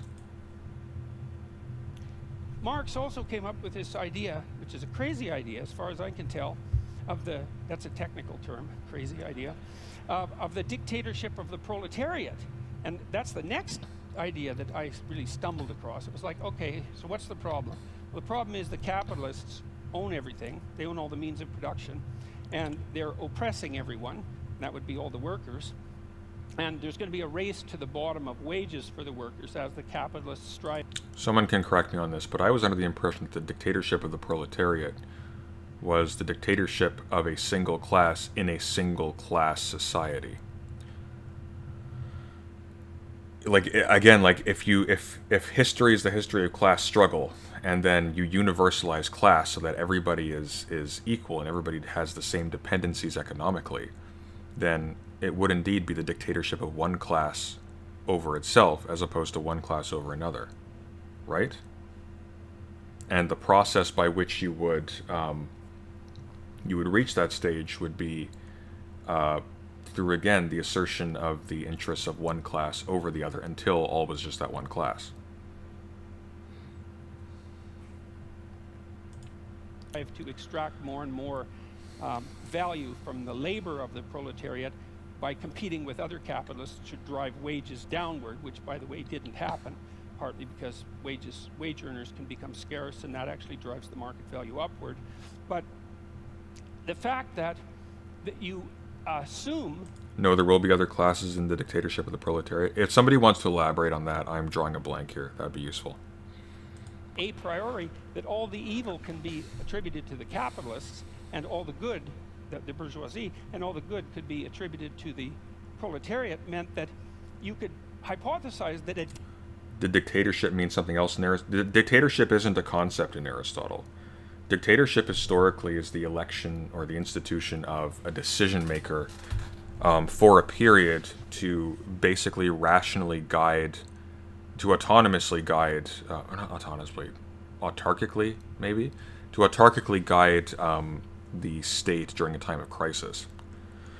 So the dictatorship of the proletariat, just working off of that language, would mean something like, to the end of universalizing class and turning society and production to the rational common good, to the rational use towards the common good, or something like that.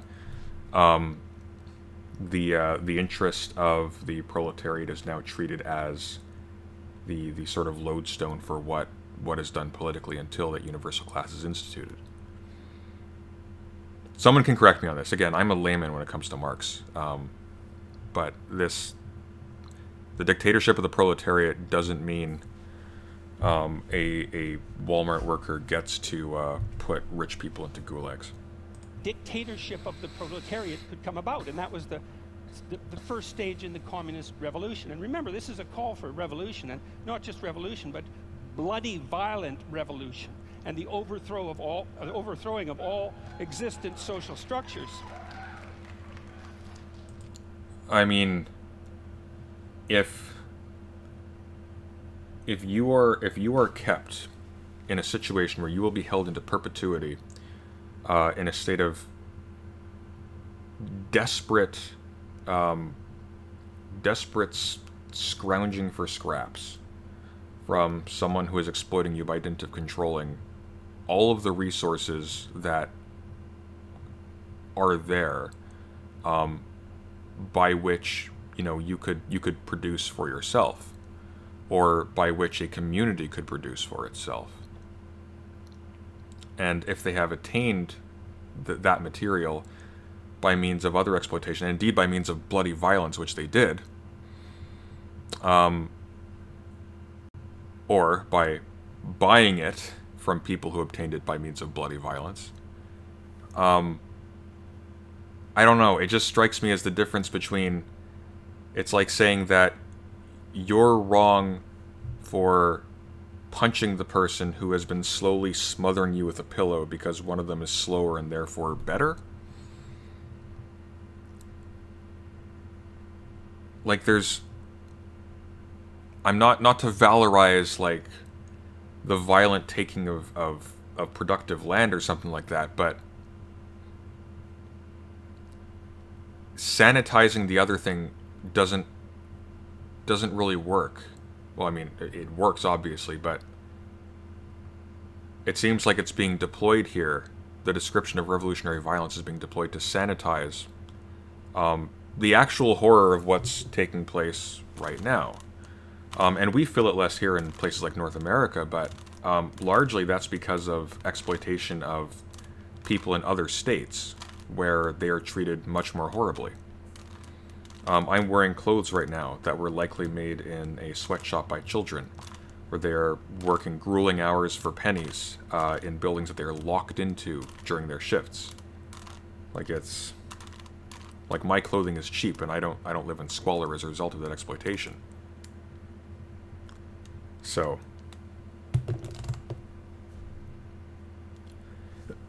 Excuse me, sorry.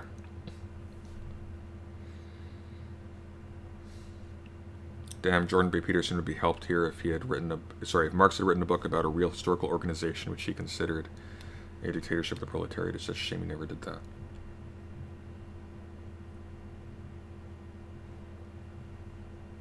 Did he? I'm actually not sure what you're referring to. You could share what that is.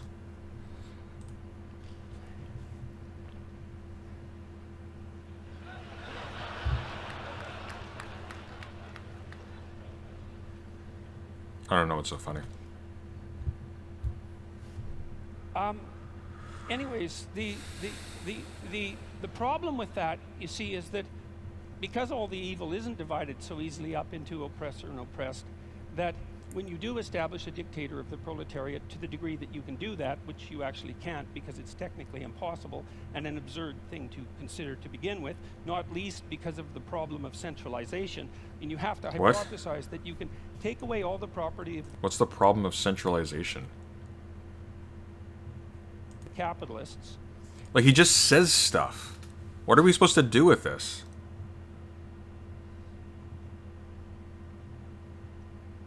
Can anybody tell me what the problem of centralization is?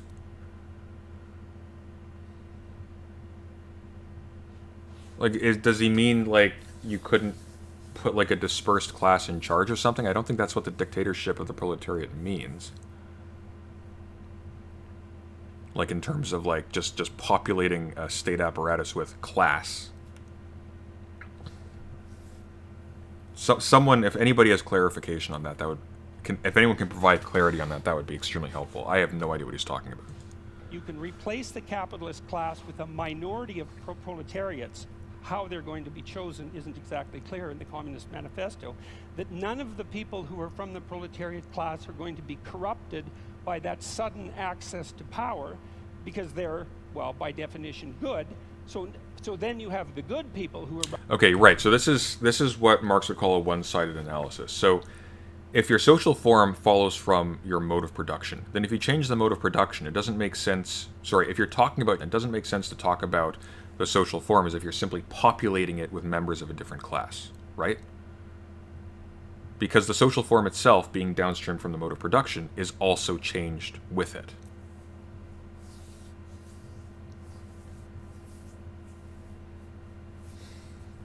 So, yeah, he just fundamentally doesn't understand Marx.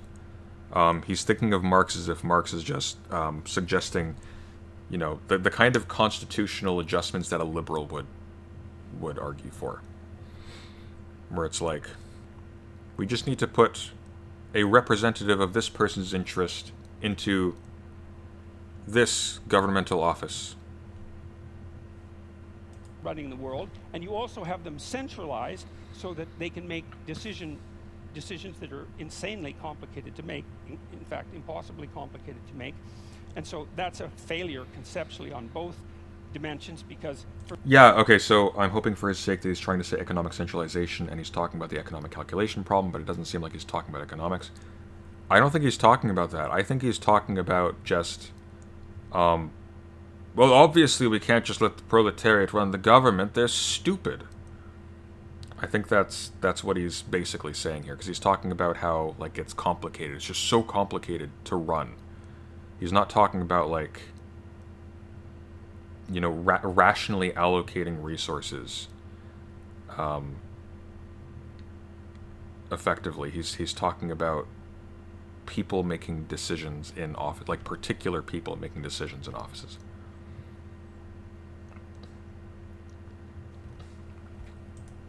First of all the proletariat aren't going to be good, and when you put people in the same position as the evil capitalists, especially if you believe that social pressure is one of the determining factors of human character, which the Marxists certainly believe. Okay, but the capitalist mode of production is a distinct mode of production. If you're getting out of capitalism, you wouldn't be putting the proletariat into the place of the capitalists. Like, that's not what that means. Zizek might as well have just talked to any rando on the street about Marxism. Maybe they probably would know more. This is ridiculous. He might be talking about Hayek's information problem. I don't think somebody whose approach to, like, Hayek was a respectable guy. He read Marx. He had stuff to say about Volume 2 of Capital. Like, he actually went through it.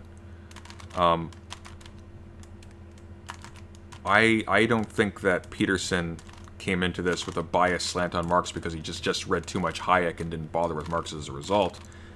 I don't think he read anything. I think Jung is basically all he's got. Like, I think he has... This is just a spin on the Alan Bloom argument.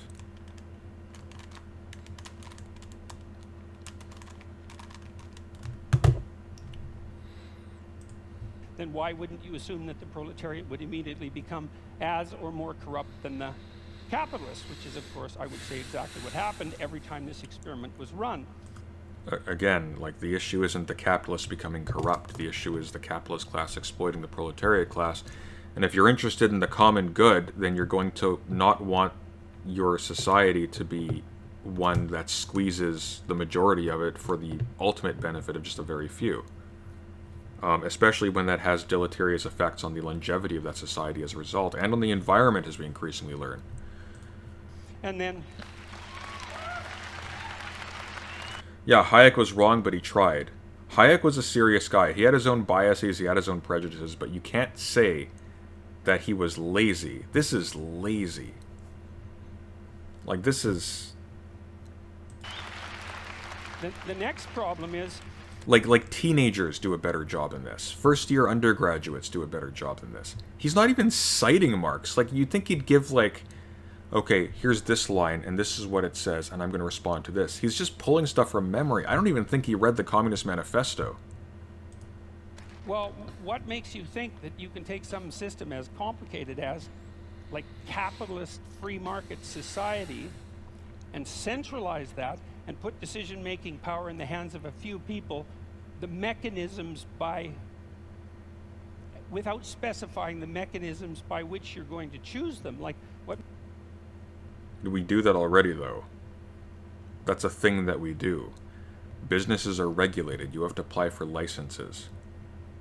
Like...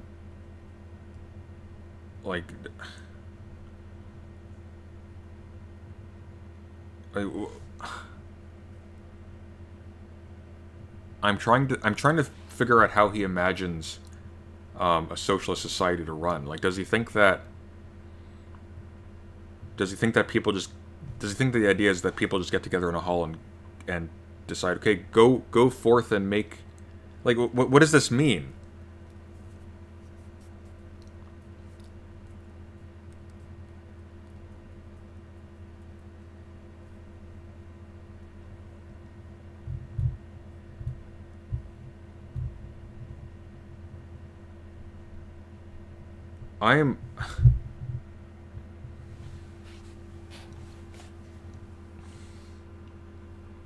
A big thing that he's missing in general is that for Marx, capitalism will eventually hold back the advancement of human society, and socialism is necessary to continue human development. I mean, or something else, maybe, but... Like, what is the argument here? Is the argument here that we just can't rationally structure anything? Like, how is he determined in his infinite wisdom that just allowing chaos to reign... the irony of that is not lost on me. That just allowing chaos to reign in economics and in politics just will automatically yield the best result. Like, by what metric has he determined this?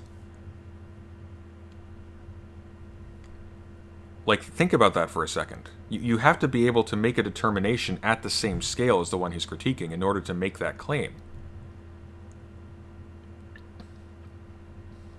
Like, that's what it is to say that this can just that this can just continue into perpetuity.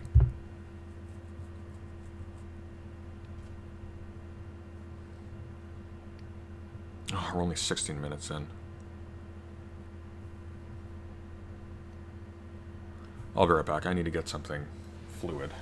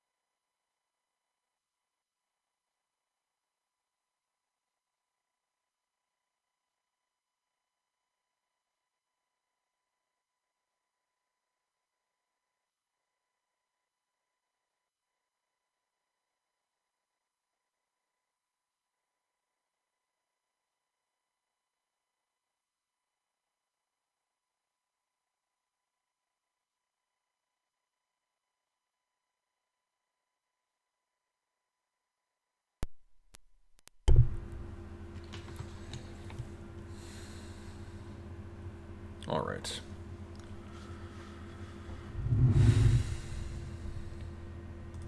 What makes you think they're going to have the wisdom or the ability to do what the capitalists were doing, unless you assume, as Marx did, that all of the evil was with the capitalists and all the good was with the proletariats, and that nothing that capitalists did Marx never says this. constituted valid labor, which is another thing that Marx assumed, which is palpably absurd, because people who are, like, maybe if you're a dissolute aristocrat from 1830 or earlier, and you run a feudal estate and all you do is spend your time gambling and chasing prostitutes, well, then your labor value is zero. But if you're running a business and it's a successful business, first of all, you're a bloody fool to exploit your workers, because even if you're greedy as sin, because you're not going to extract the maximum amount of labor out of them by doing that. And the notion that you're adding no productive value as a manager rather than a capitalist it's absolutely absurd. Okay, so he doesn't understand exploitation. I think he by exploitation he means you treat your workers meanly, and you like bully them into working for longer hours. Oh, wait a minute. Businesses do that. Okay, anyways, yeah, So exploitation means that you are you are taking more wealth from the person than sorry, let me rephrase that. They are receiving less than their work is worth because they are in a condition of desperation that you are not as the capitalist. So therefore you can reap a profit, which is what makes your business successful on this metric, right? That's exploitation. You can treat them super nicely in the process. It doesn't change the fact that you're still scamming them. That you're taking, like, the idea here is that, like, let's say somebody like reclaims the total cost required to make a business persist, right? So that everybody has enough to eat, they all have enough to, the business has enough money to run, and people have enough money to, you know, come back to work the next day into perpetuity. Let's say you reach that at like half the amount of work that an employee is scheduled for on a shift. Okay. And now, because that worker needs the job to survive, you're able to say, well, look, if you don't work an additional 4 hours, and by the way, for the amount of pay it takes to bring you back to work the next day, not for how much you actually make, if you don't work for an additional 4 hours, I will fire you and you will starve and somebody else will take your place. That's exploitation. There's no way around it. Like, that's a gun to your head. That is a work for this unfair cut of the fruits of your labor, or you will starve. I have no idea what the hell he's even talking about. Like, but here's the thing. Like, even if we're just talking about like actually like exploitation in the vulgar sense of like your boss is mean to you, or your boss does stuff that's unfair generally, like, you will like, I guess Amazon just isn't a profitable business then, apparently.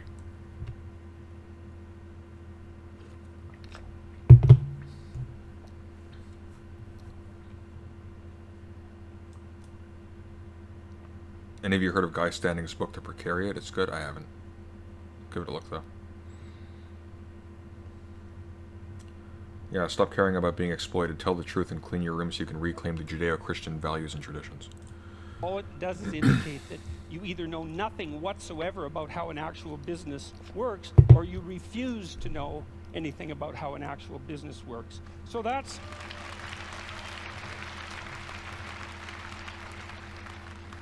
all. I'm sure everybody who's clapping right now knows how a business works.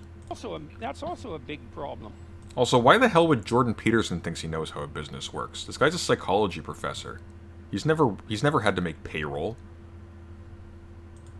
So then the next problem is the criticism of profit. It's like, well, what's wrong with profit exactly? What's the problem with profit? Well, the idea from the Marxist perspective was that profit was theft. But profit, well, can be theft because crooked people can run companies, and so sometimes profit is theft, but that certainly doesn't mean that it's always theft. What it means, in part at least, if the capitalist is adding value to the corporation, then there's some utility and some fairness in him or her extracting the value of their abstract labor, their thought, their abstract abilities, their ability to manage the company, and to engage in proper competition. And that never happens. That's like...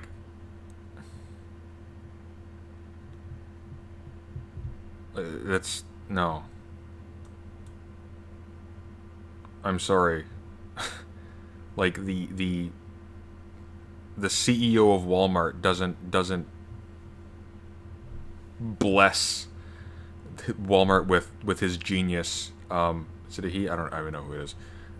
Doesn't bless Walmart with his genius such that his workers making minimum wage is justified.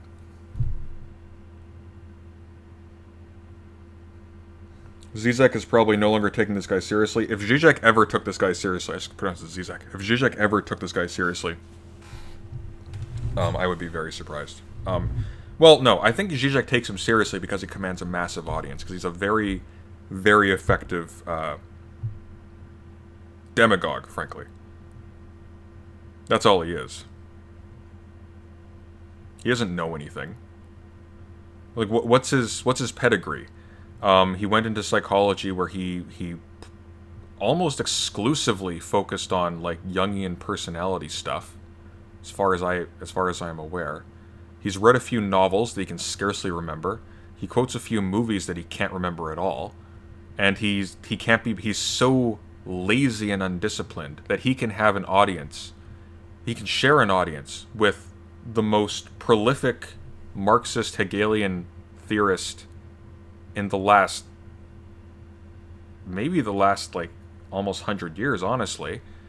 And his preparation is he read, where is it? Oh god damn it, where are you? I don't know, my Communist Manifesto is somewhere. Oh, here it is. He read like this thing. Sort of. Unbelievable. Zizek was kind to him in this conversation. He should have eaten him alive. Product development and efficiency and the proper treatment of the workers and all of that. And then if they can create a profit, well, then they have a little bit of security for times that aren't so good, and that seems absolutely bloody necessary as far as I'm concerned. And then the next thing is, well, how can you grow if you don't have a profit? And if you have an enterprise that's valuable and worthwhile, and some enterprise... How can you grow? Here's a question for you. Does the employee who continues to make minimum wage as the company grows, do they grow when they have a profit? No. You don't get jack from it. The company is solely to the benefit of the capitalist owner. The workers don't get anything from that. If their wages went up incrementally in proportion to the profits of the company, that'd be one thing. I mean, there would still potentially be exploitation there, but at the very least, they would be seeing some kind of benefit proportionate to the actual growth, but that doesn't happen. Minimum wage goes up after a process of either, actual violence or just through, legal scrapping for years and years and years, and always, well behind the cost of living.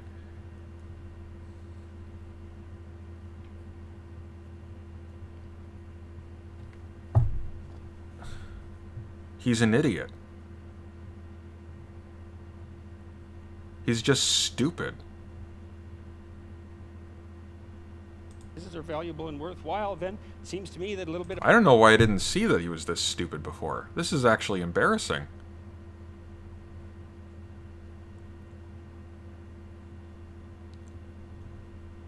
I'm trying to think of what kind of blinders I had on. This is preposterous.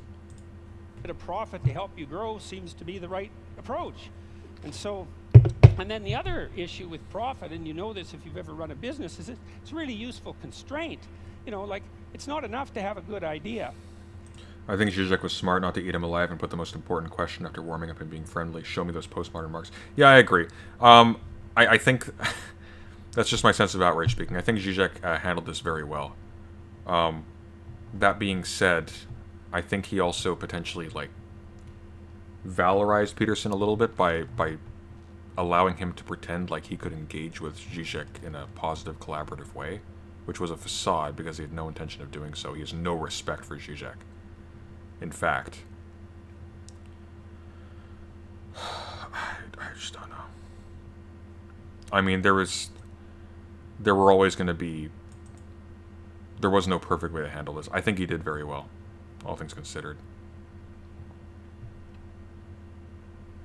But it's not enough to have a good idea and a sales and marketing plan, and then to implement that and all of that. That's bloody difficult. It's not easy to have a good idea, and it's not easy to come up with a good sales and marketing plan, and it's not easy to find customers and satisfy them. And so if you allow profit to... Yeah, because that's what the capitalist does. The capitalist goes door to door and he follows leads and he gets, He does all the background stuff. He doesn't just hire he doesn't hire armies of people to do that for him. Right? Like, he's not, keep in mind, he's not talking about, like, we're talking about capitalists. We're not talking about, like, small business owners where they're struggling to get their business to a point where they're chasing contracts and trying to get to a point where their future is not constantly in question. That's one thing.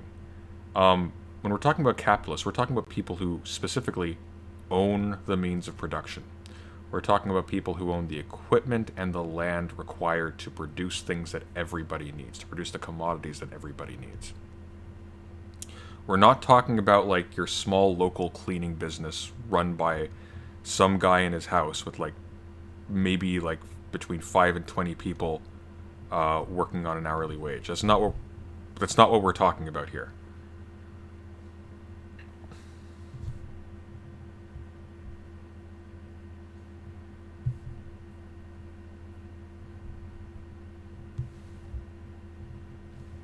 Oh, I just got something cute, which you will never see.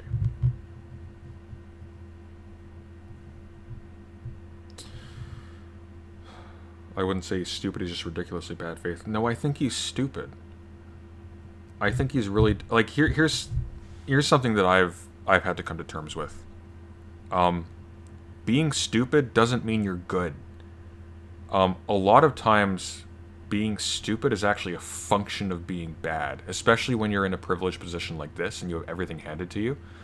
The fact that this person isn't a fucking expert on Marx going into this conversation is the result of his character being extremely low. Because he was either too weak or too lazy or too arrogant or too dishonest to even bother trying.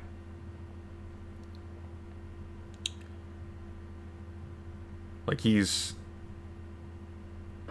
a bad guy who's peddling in bad advice because it gets him money.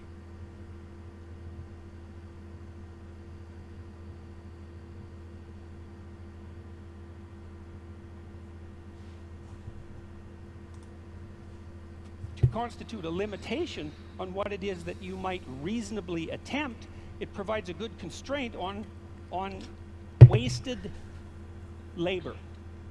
And so most of the things that I've done in my life, even psychologically, that were designed to help people's psychological health, I tried to run on a for-profit basis. And the reason for what that was, apart from the fact that I'm not averse to making a profit, partly so my enterprises can grow, but was also so that there were forms of stupidity that I couldn't engage in because I would be punished by the market enough to eradicate the enterprise.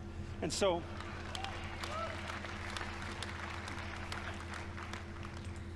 illustrating that your moral duties follow down from the economic mode of production, right? But more to the point, again, Peterson is talking about running a practice. He's not talking about running. He's not engaged in commodity production. Like, he's doing. The only person he would be paying to do additional work for him would be like secretaries. That's not what Marx is talking about. Like, yeah, you need to make money to do a thing, and you need to increase your wealth. But that doesn't mean, like, you need to increase your wealth for the project to be worth it. That's why we, like, engage in industries, to increase our wealth. But we increase our wealth, ostensibly, to increase our prosperity. But if people are being denied access to the products of their labor and that collectively extracted wealth, on the grounds that the person who owned the land on which that was done, and owned it through extremely dishonorable means if we actually look at it historically, because they're withholding it, because they can, like, then there's no common good anymore. Now we are indeed in a class struggle in which one class is basically holding a gun to the head of another, saying, work for me and I'll give you a pittance.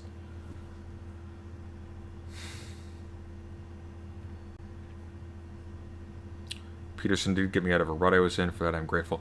Peterson has some, like, good basic advice that any friend could give you who's not, like, a complete moron. Like, I wouldn't deny for a second that, like, the 12 rules for life stuff, that somebody can't benefit from that on a personal level. But the problem is that it's not just the good stuff.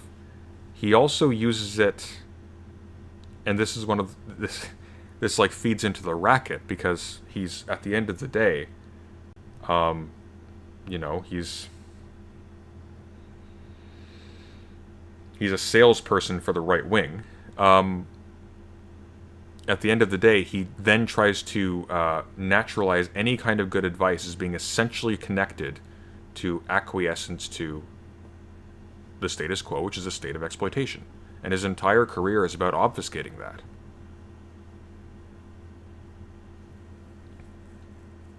The real villains in this story are those stupid people who let themselves be seen on video bullying strangers in the name of vaguely left-wing causes. Because, I don't know, they thought they were right, therefore, like, you know, that LARPy stuff, like Big Red, or that professor who was like, let's get some muscle over here with students to try and get a student journalist removed from campus. Or that girl who, like, grabbed that guy for having dreadlocks.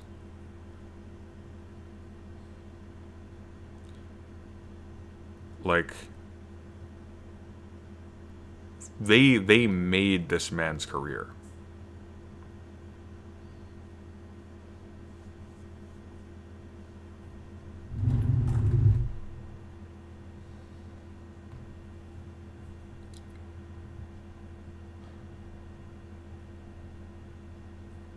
Hang on a sec, there's an interesting conversation here.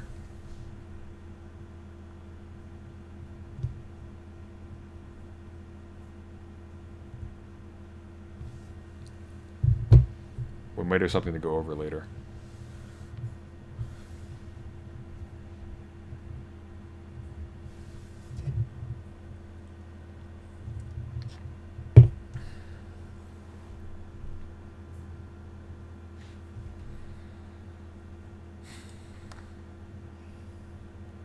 Okay, and then so the next issue.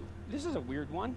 So Marx and Engels also assume that this dictatorship of the proletariat, which involves absurd centralization, the overwhelming probability of corruption, and impossible computation, as the proletariat now try to rationally compute the manner in which an entire market economy could run, which cannot be done because it's far too complicated for anybody to think through.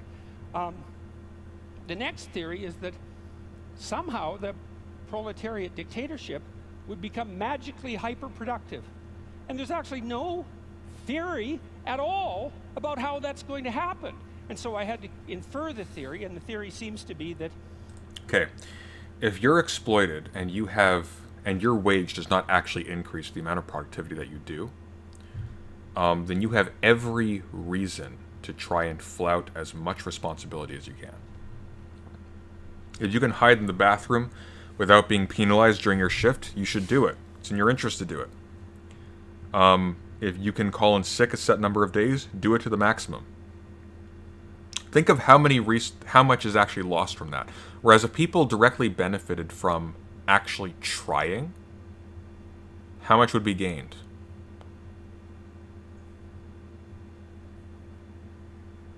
Like, people are sitting on more money they can do anything with.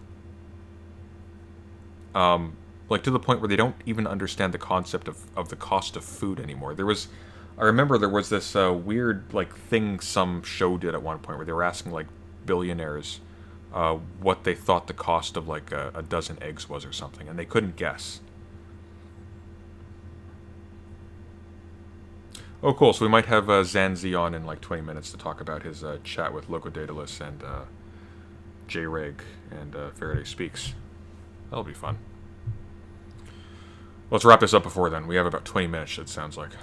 Once you Minutes. eradicate the bourgeoisie, because they're evil, and you get rid of their private property, and you eradicate the profit motive, then all of a sudden, magically, the small percentage of the proletariat who now run the society determine how they can make their productive enterprises productive enough so they become hyper-productive. Now, and they need to become hyper-productive for the last error to be logically coherent in relationship to the Marxist theory, which is that at some point the proletariat, the dictatorship of the proletariat, will become so hyper-productive that there'll be enough material goods for everyone across all dimensions.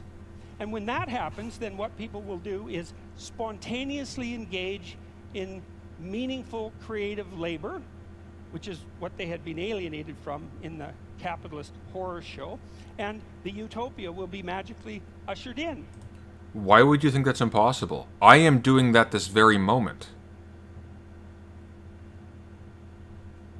When people have free time, they make something of themselves. It's generally when people are depressed and feel like life is pointless and there's nothing but their exploitation, that all they do is loaf around and drink and whatnot when they're on their free time, because they have nothing to live for. But educated people who are treated like people with citizens' rights, with a hand in the destiny of their species, where their education and their intellectual output is valued, where they're actually able to form meaningful relationships with people that aren't just about getting some kind of like just scratching at any slight economic improvement for themselves, where people are operating as communities. Like, the world we live in right now is depressing. It's really depressing. It even looks depressing. Like, it's not like in the wealthiest countries we have these beautiful cities that we can be proud of. They're ugly deserts of suburbia. Just, we have a geography in British Columbia like Middle Earth. It looks like a gas station as far as the eye can see because of that.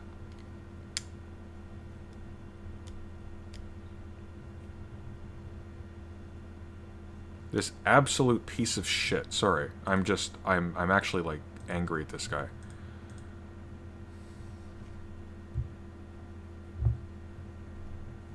Like, what did he like, what is it? Does he think he's just so special?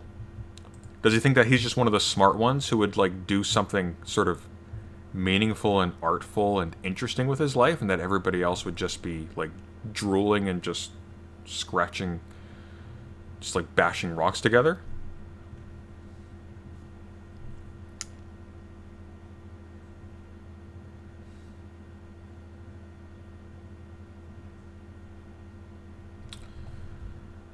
But there's no indication about how that hyperproductivity is going to come about, and there's also no understanding that, well, that isn't the utopia that is going to suit everyone, because there are great differences between people. And some people are going to find what they want in love, and some are going to find it in social being, and some are going to find it in conflict and competition, and some are going to find it in creativity, as Marx pointed out. But the notion that will necessarily be the end goal for the utopian state is preposterous. And unless people are produced to be sort of rigidly narrow in their interests and in their abilities by the system they're born into.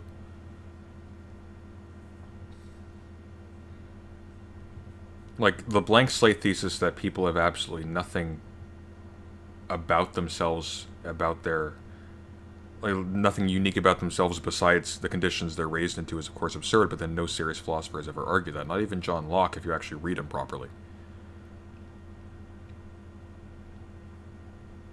But the range of our abilities and of our interests, that is entirely a product of our upbringing.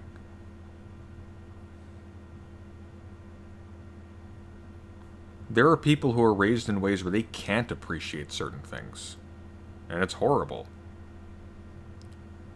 They're raised to be biased against certain kinds of intellectual pursuit. They're raised to have some sort of prejudice such that they never engage with art of a certain kind. Or of certain kinds.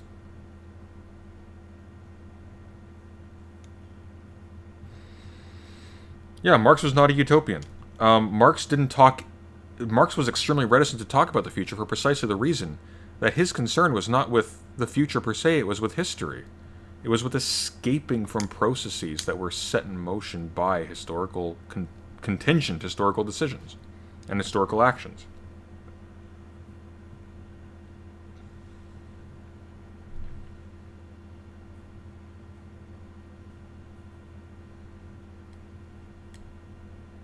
Thank you, Titan. Always, your contributions are always inspiring and educational. Then there's the Dostoevskian observation, too, which is one not to be taken lightly, which is, what sort of shallow conception of people do you have that makes you think that if you gave people enough bread and cake, in the Dostoevskian terms, and nothing to do with except to busy themselves with continuity of the species, that they would all of a sudden become peaceful and heavenly? Dostoevsky's idea was that, we were built for trouble. And if we were ever handed everything we needed on a silver platter, the first thing we would do is engage in some form of creative destruction. On what evidence, right? Dostoevsky was a novelist. He's a very good novelist. I recommend reading him. But on what evidence? By the way, this is going to be in the mouth of a character, right? One of the reasons why Dostoevsky is remembered among the greats is because he didn't write novels with, clear-cut messages. He wrote novels where people had interesting and insightful thoughts that they smashed against each other. Good literature opens us to new ways of thinking, and gives us the tools to make new observations and deploy these images and these narratives even far beyond the author's original intent. Because there's something about them that reflects our actual experience, and our actual condition. Which is one of the reasons why Ayn Rand is a terrible novelist, because there's nothing there but the forced message. But, again, is this statement true? It's not clear to me that it's true. That's a very bold statement to make. If really everybody is like that, or most people are like that, how do you know? Have we done some kind of test? Have we seen people outside of these conditions being given just freedom to do with their time as they please?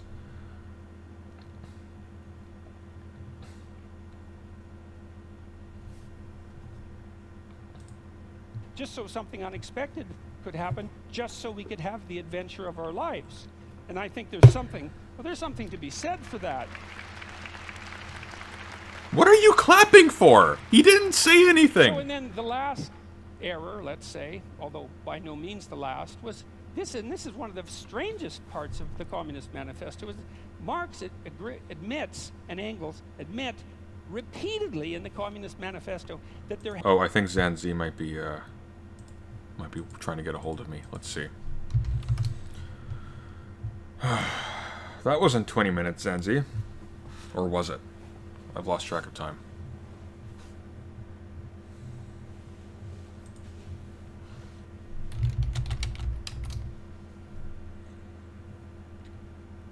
Okay, I don't know if this audio will work, so hang on. I just want to make sure he knows that we're streaming.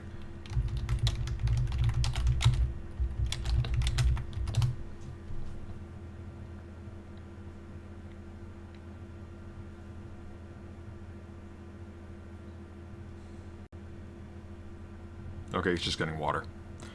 And when he comes back, we'll talk for about 10 minutes, I think. It's late for him. He's in Ireland. What time is it in Ireland, guys? Help me out. Oh, see you, Andy. Thanks for joining me. Some office hours this was. I just spent most of it looking at a Jordan Peterson video.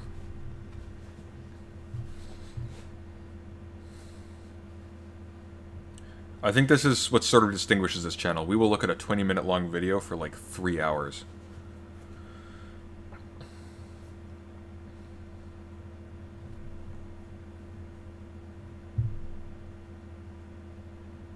Rand wasn't just a terrible novelist, she was a terrible person. I actually, honestly, I know this is unpopular, I'm actually, find her novels slightly charming. I sort of enjoyed, Atlas Shrugged was too long. But, when you're reading them just for, the aesthetic, they've got an interesting, maybe it's just me, maybe I'm putting my own content into it, but I thought they were kind of charming in a way. Ridiculous, but, And filled with sexual assault that's been valorized as some kind of expression of, something I'm very hesitant to equivocate with virtue. Anyways, we have Zanzi with a interesting encounter to recount to us.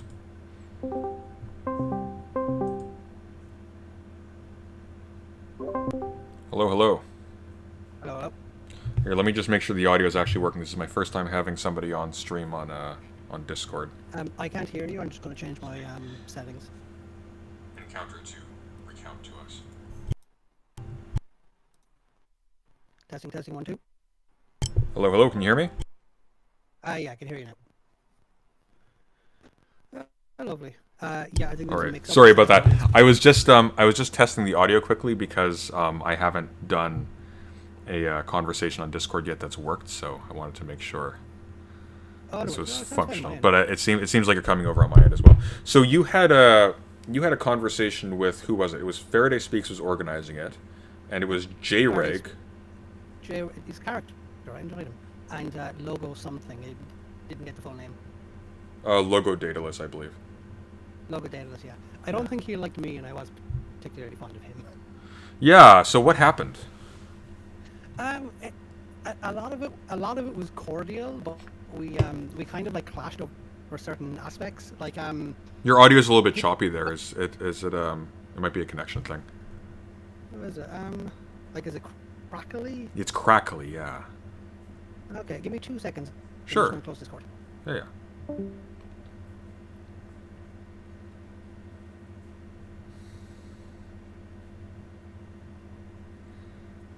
Ayn Rand's novels are fun in the same way kitschy Soviet artists are capitalist socialist realism. Yeah, and I mean, to be fair, like, I came to Ayn Rand with the pre-knowledge of Bioshock, so I was like, you know, this is already cool and interesting because of this.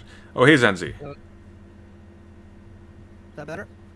It's about the same, but I think you're sort of audible, so if, No, this is not Doomer Politics. This is Zanzi. He is infinitely better than Doomer Politics. Oh, Doomer. It's what's funny. It's when I was first watching your video on Doomer, I thought you were kind of like not overly aggressive, but kind of like a dog with a bone chasing something down, and I felt a little sorry for him. And then it was just the repeated defense. It just completely turned me off him. Yeah, I tend to be a little ahead of the current on those things, and I pay for it dearly.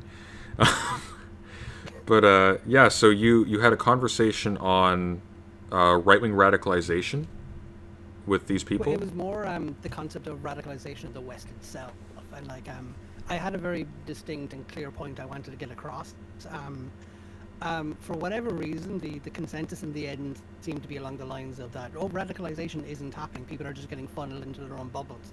And I was just kind of sat there going, what do you think radicalization is? Yeah. Well, their skin isn't turning blood red, their eyes aren't turning black, and they aren't growing horns, so... I really wanted to get across the idea that radicalization is a process and not an event, and that it's a thing that you move progressively through layers of social systems, where each social system more accurately represents what would be kind of almost like a Gnostic cult in terms of they have the more authentic, accurate truth of the way the world is, and if you're looking for the meaning of life, we can give it to you, but then progressively each time you go in, they get way more like steadfastly certain of how the world is, until you eventually get to people who believe that like the only way we can save the world is a systemic eradication of a certain group of people. Why that'll save the world, who knows? Yeah. And that didn't have that seems fairly respectable to me. You didn't have good uptake on that. How did that go? I'd need to watch it again because there was a lot of agreement. Like, if you want when it goes live, we can just react to it. I would love to. Yeah, I was hoping I'd be able to do that, but apparently this is all pre-recorded. So. Yeah, it was supposed to be live. Faraday was going to do it live, but he ended up having technical difficulty issues. It's poor fucking man. It's his Streamlabs just wouldn't work for him the way he was trying to do it. So in the end, we just did a recording of it. But okay. I did a local recording myself. If you want to just get a head start in it, but it's just, I would love that. Don't put anything publicly, just to respect Faraday's channel. Oh, gotcha. Right. Yeah. Fair enough. Premiere. Okay, so I won't watch it on here, guys. Sorry. Yeah, there was one part where I even made a point of taking a timestamp of it because God, what did I do? I can't even remember the critique I made, but it was essentially along the lines of that we need to be willing to understand the way ideology kind of like indelibly creates forms of like cultivated assumptions that mean that we are embedded within systems where God, I can't remember exactly what I put it, but Logo just like almost turned it from the perspective like that. Well, you're just making critiques, which is fucking pointless. And I was blinded by the sudden turn, because like I want to watch it again, because I don't think I was making critiques. I think I was making observations. What do you think precipitated? Did anything precipitate like that? That strikes me as like an act of hostility. I think it might have come down to, because like he was talking about republicanism in the United States. Yeah. And he brought up the idea that like the United States isn't a democracy, it's a republic. Yeah. And then I chimed in with it like, hey, I'm the Republican on the panel. That's kind of Oh.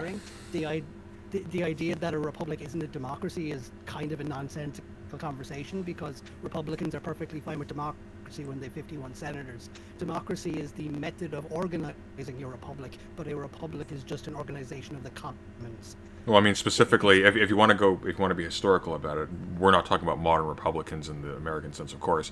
But if you want to talk historically, republic literally is just the Roman term for a democracy. There is no distinction between them.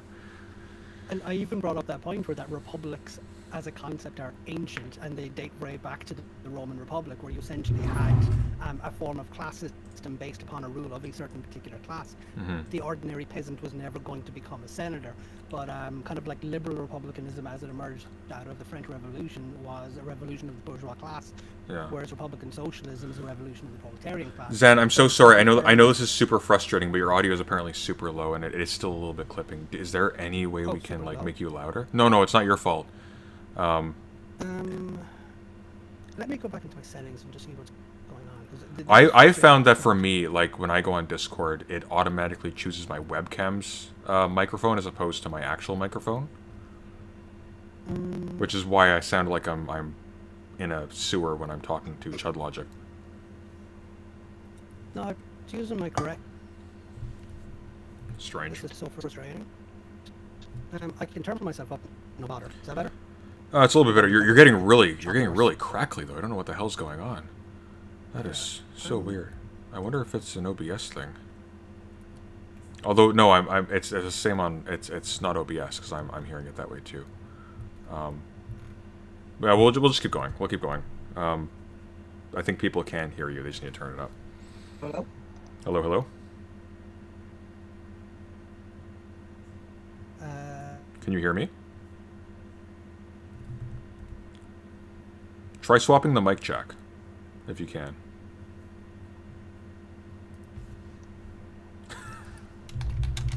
Hello? Hello? Yeah, no, I should be very loud. I should be very quiet now. That's clearer, yeah. I wouldn't say it's louder, but it's definitely clearer. There's no crackliness. The only thing I can think of is that's a Discord thing, because when I think it's a Discord thing. Like a local recording, it sounds fine. Discord seems to mangle my audio. Well, I've chatted with you before, and your audio has been fine. That's why I'm so confused by this. Yeah. We'll move on. It's Actually, okay. Give me. Okay, you want to try? Let me do one thing. Sure thing. I'll be back in a sec. No worries.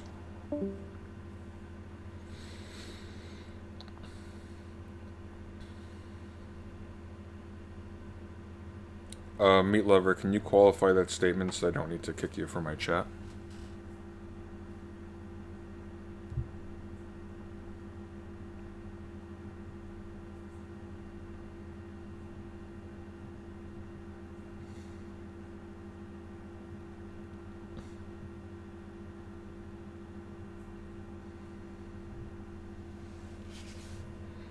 Something messed in the compression, I guess. I don't know what's going on.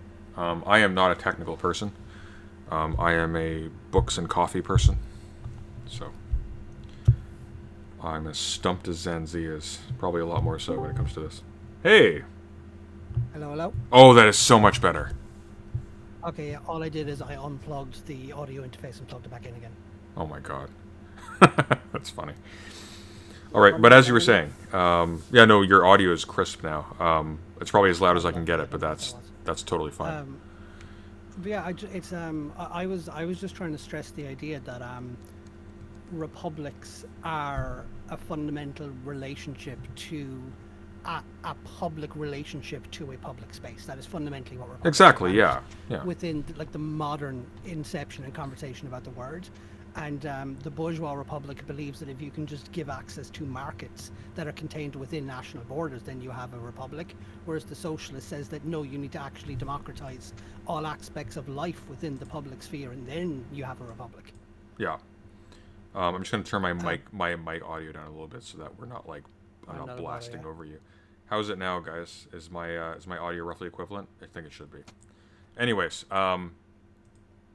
yeah. So. Yeah, I was surprised that Logo came at you like that, because Logo like he sort of rubs shoulders with like Haas, doesn't he? Because he was in that debate with him on a team against Joel something, not Joel Davis. I keep wanting to say Joel Haver, but Joel Haver's the skit guy. Sure, yeah. Now And I'll have to go in like a minute or two. Just Oh, yeah. It's half, but it's like there was one aspect I remember where Please. I was talking about how like Logo brought up something along the lines of that it's us being plugged into social media is just like not the way it's supposed to be. So I tried to breach middle ground by saying along the lines of that, well, no, we have to understand that the way things are supposed to be is contingently related to our sense of kind of like it's a temporal thing where it's about how we feel should be the way things are given the societies we exist within, where like 40, 50 years ago, this wouldn't have existed. And because of how slow hegemony is to change, it has a form of social inertia. We inherit this kind of resistant quality to the internet, where we believe this shouldn't be the way it is, which is a nonsensical concept because There is to quote Hobbes and Leviathan, like we are privileged with a sense of absurdity where the fact that we can even hypothetically imagine anything at all is fucking ridiculous. And it's the privilege of humanity, where essentially what I said to him, maybe I rubbed him the wrong way when I said this, where the idea that anything should be the way it is you being plugged into the system itself and kind of adopting the hegemony of the place you're in. None of this should mean anything. It's not a normative quality. And you mentioned something do you mind if I bring this up? Because you mentioned something funny in DMs to me about what Logo said to you at the end. Yeah, but then I'll have to go after that. Yeah, no worries. So you are too plugged into the liberal order, and you're too trapped in academia. Since you mentioned Hegel, Marx, and Sartre, you're independent and largely outside of the university. You're just a naturally smart guy, as far as I can tell. I first went to university for mechanical engineering, then I went to become a chef, and then I studied astrophysics. No, I don't mean to be vain, but just like you said, I'm good conceptually. I like playing with ideas. I lend myself well to an academic setting. Mm-hmm. I've just been very unlucky financially. But what I found funny is like I'm a network engineer by trade. Like I'm a computer person. I read for fun. You're also a Marxist, so you're not plugged into the liberal order at all. Anyways, go away, go do your personal stuff. Let's chat later. But thanks for coming on, and I'm looking forward to reviewing that when that comes out. We can live react it when it comes up, because I want to watch it myself again to find out. Oh yeah, please did do. I provoke him or anything? Yeah, I'm really fascinated to see how this goes. But yeah, I'll chat with you later. But thanks for giving us this little preview. You take care. Not about it Sunday. Have a good stream. Yeah, you too. Oh, have a good night, I should say. Take care. Good night. Bye-bye. Bye. God, I'm the most awkward host. Anyways, Zanzi's great, by the way. Anybody who follows this channel, you are missing out on some really good stuff if you don't follow that channel. I think a lot of his analysis is almost as good as mine. No, I think he's one of the few people on this platform that I consider to be a peer that I take seriously. He's very good.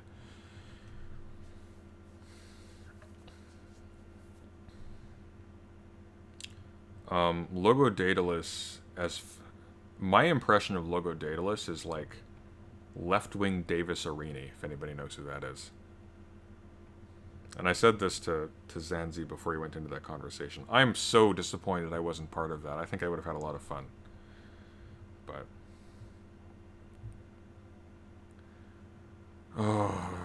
do we want to finish this? Like, do we have to? There's 6 more minutes of this. 6 more minutes of Jordan Peterson before it's over. let's put it on like time and a half. Let's just zoom through it. There has never been a system of production in the history of the world that was as effective at producing material commodities Oh, I like this. This is better. in excess than capitalism. Like that's extensively documented in the Communist Manifesto. And Yes, in excess. Why are they able to do that? Well, they're able to do that because they're exploiting labor. They're not giving people anywhere near as much as they actually produce, and at no point does that actually trickle down to them as a direct result of capitalism. Generally, that's a result of organizing. Like, you guys don't have weekends because of capitalism, because of capitalist abundance. That was the result of union activity.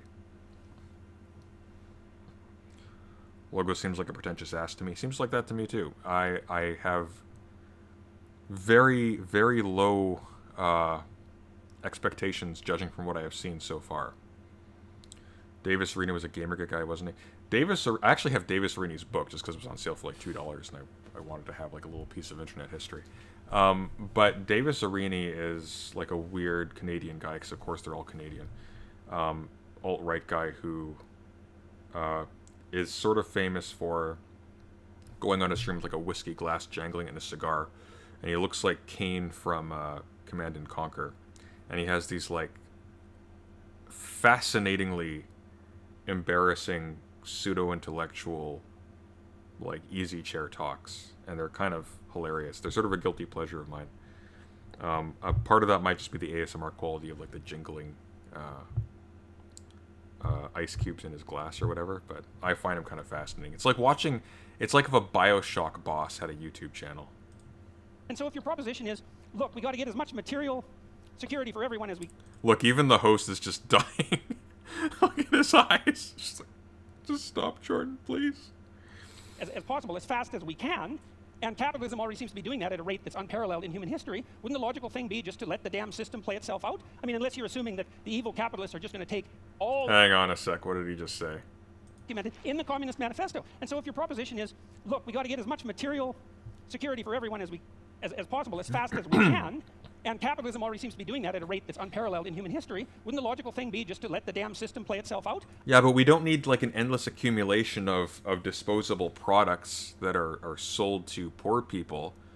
We need we need to expand industry such that we can extract enough wealth so that everybody can live well.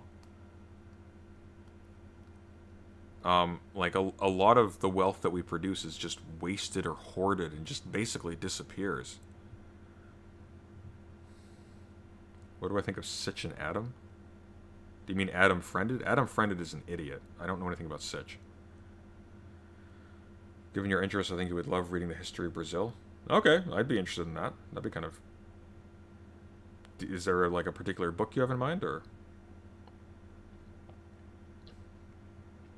Have I watched Endeavor's new video? No, I try to watch as little Endeavor as possible.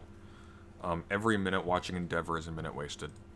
I mean, unless you're assuming that the evil capitalists are just going to take all of the flat screen televisions and put them in one big room and not let anyone else have one, the logical assumption is that, well, you're already on a road that's supposed to produce the proper... Okay, it's not the hoarding of commodities, it's the hoarding of wealth. There's a difference. It's the hoarding of the means of production such that you can only get things. Oh my god.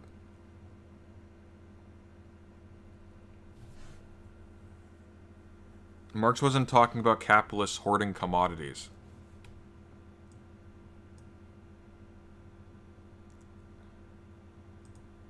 material productivity. And so, well, that's 10 reasons, as far as I can tell. And so what I saw in that the Communist Manifesto is like seriously flawed in virtually every way it could possibly be flawed, and also all in evidence that Marx was the kind of narcissistic thinker who could think. He was a very intelligent person, and so was Engels. But what he thought when he thought was that what he thought was correct, and he never went the second stage, which is, well, wait a second, how could all of this go terribly wrong? And if you're a thinker, especially a sociological thinker, especially a thinker on the broad scale, a social scientist, for example, one of your moral obligations is to think, you know, you might be wrong about one of your fundamental... You disgusting imbecile. I think we've had enough of this. Have you had enough of this? I'm satisfied. I don't need to see anymore. This guy's a clown.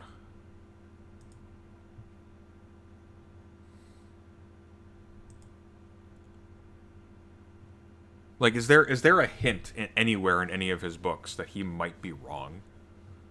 No. He just asserts things. Endlessly.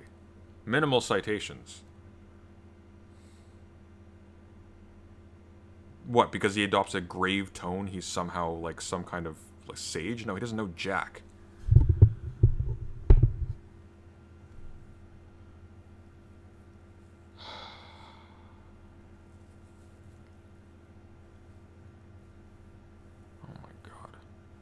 Alright, anyways, this is supposed to be an office hour stream, so...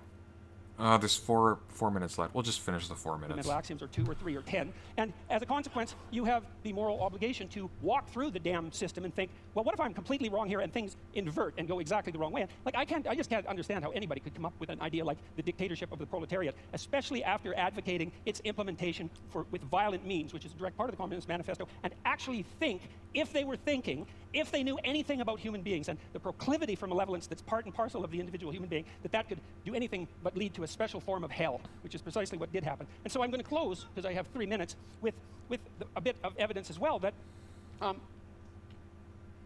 Marx also thought that what would happen inevitably as a consequence of capitalism is the rich would get richer and the poor would get poorer.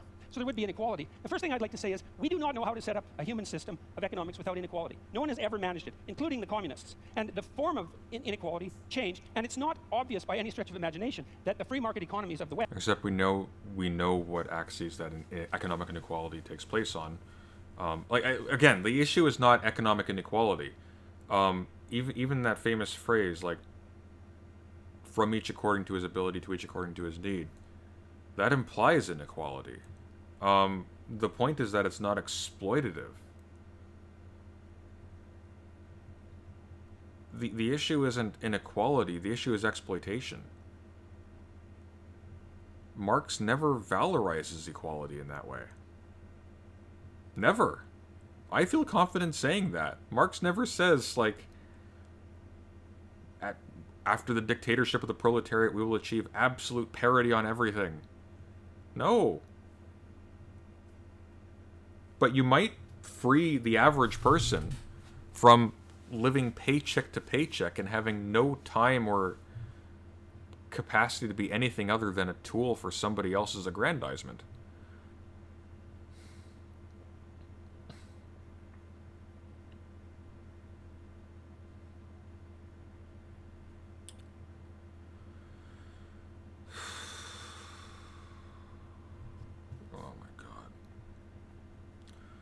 Peterson gives me the impression of a psychologist who thinks he knows humans better than sociologists or economists. I'm not necessarily sure that economists know humans very well, to be totally honest with you. In fact, most economists are really just theorists of liberalism to a certain extent. But, I mean, there's definitely some Dunning-Kruger going on here. The problem is that he primarily is propped up by an audience that is too uneducated to tell when they're being duped. Or to be able to tell good theory from bad like, these people can't think. I don't mean that in, like, I guess I do mean that in a disparaging way, but, like, being able to think critically is not just a matter of having, like, a grim outlook on your capacities. It's actually a skill. It takes effort to cultivate. It's hard to do. He can't do it. If he can do it, then he's the devil. But I don't think he can do it. Have more inequality than the less free economies in the rest of the world. And the one thing you can say about capitalism is that although it produces inequality, which it absolutely does, it also produces wealth. And all the other systems don't. They just produce inequality. So here's... Well, they don't produce inequality. They produce for the benefit of people who have an unequal privilege in the community because they hold all the cards. That's how that works. And in that respect, capitalism is no distinct from any other economic mode of production that has prevailed. So, what is hard to do? Thinking critically. And welcome to the stream.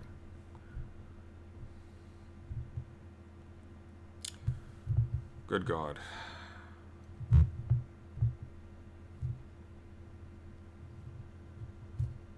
This absolute... Is he a fraud? Like, he needs to be aware to be a fraud. What do we call him? I mean, he is a sophist in the derogatory sense, through and through. His entire career is pretending like he knows stuff he has no way to know. Even if he did take pains to know the stuff that he says he knows, he wouldn't be able to know them as well as he claims. Like, it's just not possible.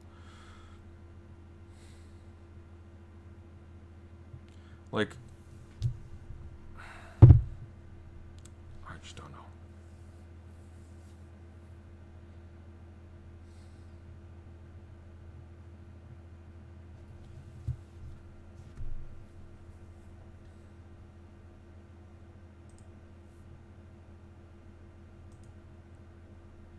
That was painful. That was actually physically painful to watch.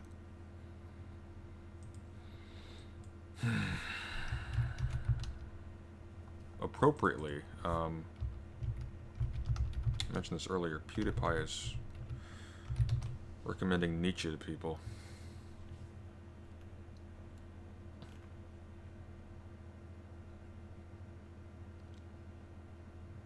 Plato's Republic. Oh, weird. PewDiePie has a 49-minute video on Plato's Republic?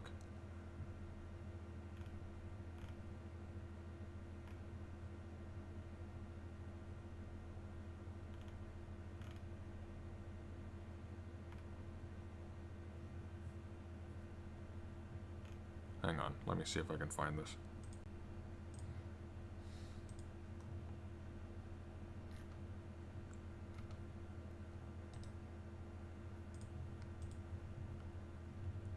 Stop! There we go. Stop.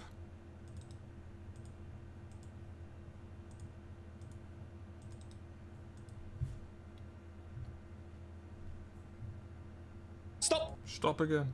Okay, here we go.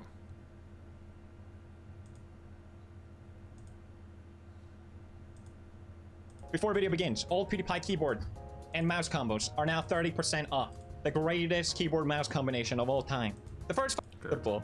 Get crummy commercial off my screen. You can beyond perfection. Stop that. And take Oh my god. I like Nietzsche. Thank you. Thank you. It took me a while to get there. I reviewed his book a few years back without having read any philosophy, and yeah, well, let's not talk about that.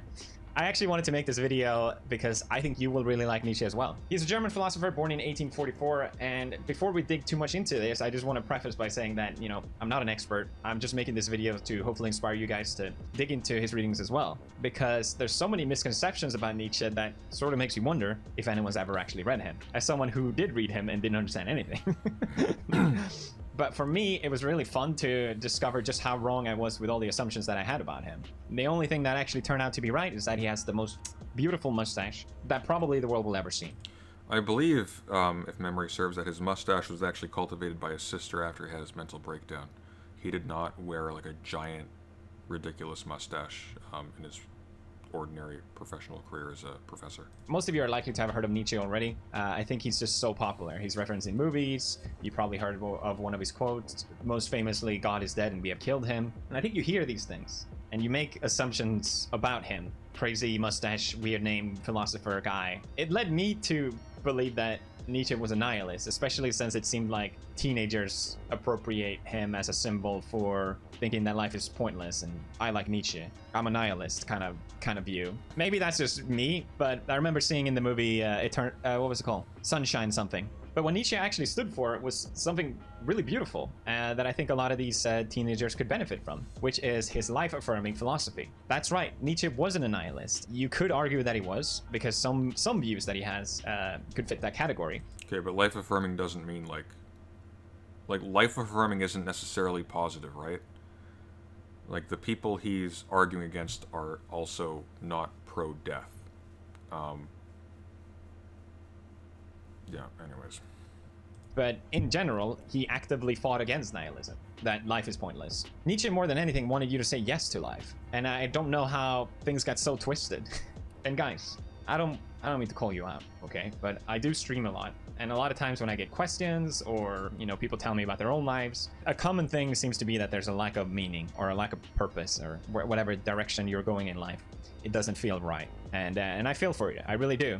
This sort of lack of meaning and lack of purpose comes to the conclusion that, like most school of thought, that life is suffering. And Nietzsche, of course, also recognized that life has suffering, but he brilliantly turns the suffering on its head. Nietzsche actually criticized people that wanted to remove suffering, because according to him, suffering is what gives value or meaning to your life. Without pain, life would just be meaningless and absurd.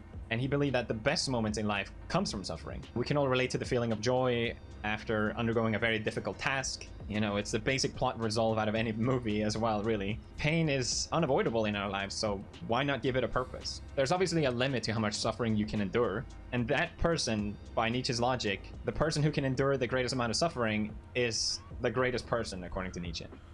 He is a bit harsh here, but I think that's what makes him interesting. It reminded me of my favorite part of one of my favorite novels, which is The Count of Monte Cristo. And it's when the Count says, "There is neither happiness nor misery in the world. There is only the comparison of one state with another, nothing more. He who has felt the deepest grief is best able to experience supreme happiness." And this is coming from the Count who had undergone in the story of this. That's a contradiction, though. That's actually contradictory. Let's look at this sentence. There is no happiness in the world.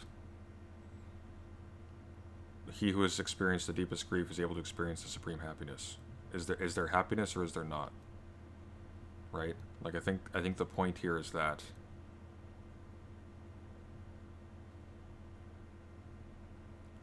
the stress here is either in the world, so in the sense that there's some ontic happiness apart from the experience of the opposite of extreme grief, or the opposite of one sensation, or it's nonsensical. Is best able to experience supreme happiness. I don't know why I'm this is coming from the critiquing Count who had Demoz, undergone in the story this immense journey of suffering. Nietzsche has written a vast library of work, and there's a ton of very interesting concepts that maybe you've heard about before, like the Übermensch, the will to power, master and slave morality.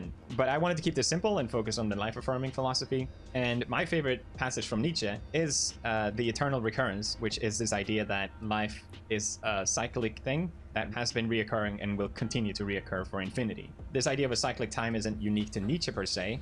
Even the Greeks had an idea of it. And Nietzsche gives this poor attempt to try and explain how it's possible with conservation of energy. But it is interesting how it is, it's not theoretically impossible. We know that with parallel universes now. But it's also kind of besides the point.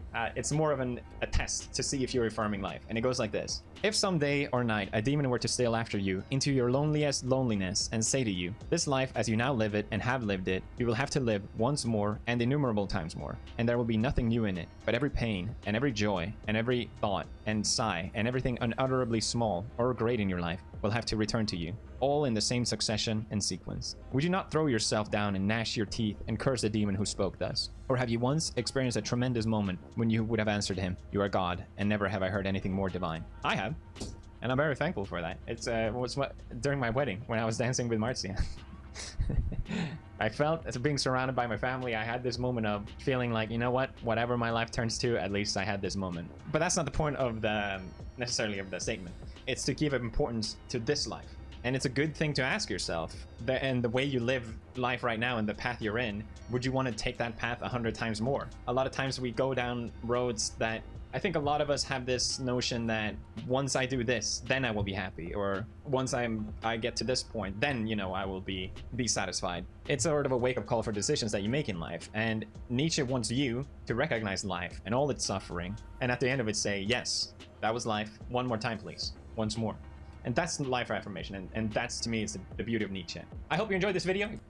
Okay, so I think the obvious response to this is that Nietzsche wasn't a guru, and philosophers don't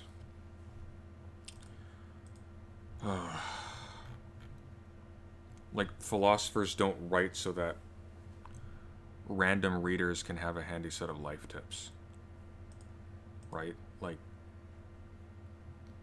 That's not what philosophers do. Philosophers attempt to describe the world, describe how we think, how we relate to things, how we understand things, what we are, and how that bears on that, and how that bears on us.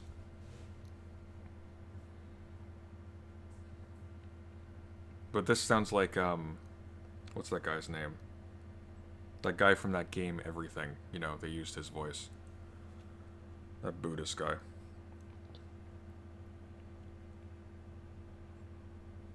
I think the quote means that happiness is produced by... It's talking about the Dumas quote.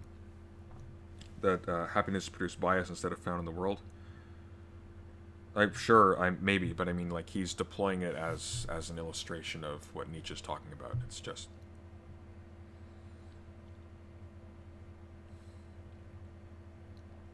I mean, the analogy here is probably... A better quote is one that he's probably not aware of, and it's by Cao Mengdi.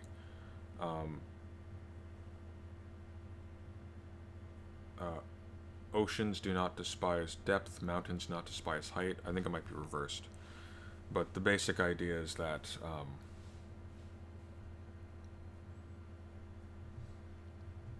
you know, big things, bad and good, are a part of greatness generally, or something like that. Alan Watts, that's who I'm thinking of. Very uninteresting person to me, but I mean, that's what PewDiePie seems to be reducing him to, is Alan Watts. Nietzsche's way more interesting than that. He's primarily interesting as a commentator on our uptake of sort of historical trends in ethical and political and social thinking, to the extent that there are historical trends in social thinking. Like, the social as a category is relatively recent. But I'm not a Nietzsche expert. I just know this is not how you should be reading him. Nietzsche had contempt for people who didn't take pains to understand both him and the things he was responding to, and their sort of their deeper significance in like a historical and philosophical sense, not in terms of like there's some underlying mystic ancient truth in any of this. I mean, that was just painfully boring, to be totally honest with you. I don't see what was added to any conversation by this video. So thank you, PewDiePie, for not being as offensive as you could have been, I suppose.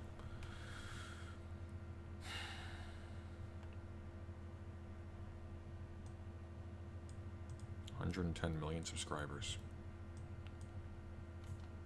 We are doomed. I'm gonna get some water. I'll be right back.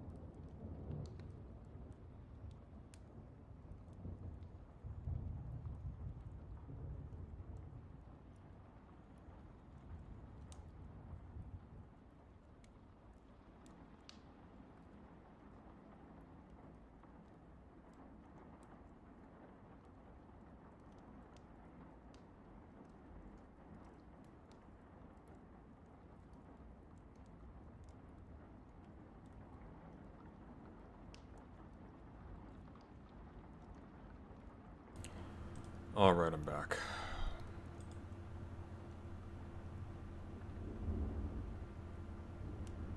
Carefree Wandering did a response.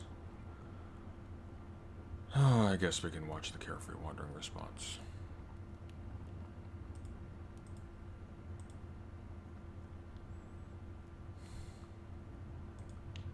So, let's see this. So PewDiePie, the famous YouTuber did a video on Nietzsche, and it was great to see because it's wonderful to see that Nietzsche is still so popular. Now, Phi said we should do a reaction video to this because this would get us probably a lot of views. And by the way, also some viewers asked us to do a video on Nietzsche, so we can basically hit two birds with one stone. And since we're kind of playing with this genre anyways here on this channel, we thought we'd try it out. And Phi even came over to my place because we can't go to my office today because the university is closed because of COVID. So in this video on Nietzsche, PewDiePie kind of inevitably in this genre starts with a long commercial for a minute introducing a keyboard. Stop! Before video begins, all PewDiePie keyboard and mouse combos are now 30% off. And then he talks about Nietzsche's fashion style, his mustache. I guess that's kind of necessary to profile him. I like Nietzsche.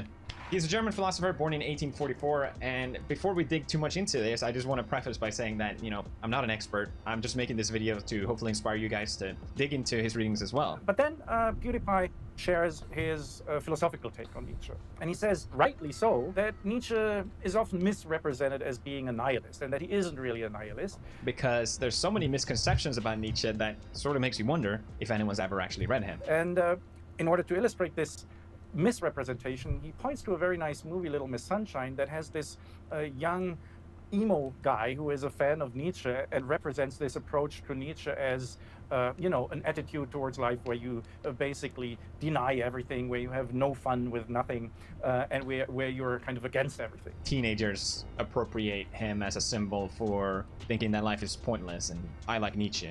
I'm a nihilist kind of view. Instead, PewDiePie says, rightfully so, Nietzsche actually affirms life. He's a positive guy, at least somewhat. Nietzsche, kind of a positive guy. Now, then PewDiePie goes on with his kind of personal in-depth analysis of Nietzsche and says that he especially likes Nietzsche's idea of the eternal recurrence of the same.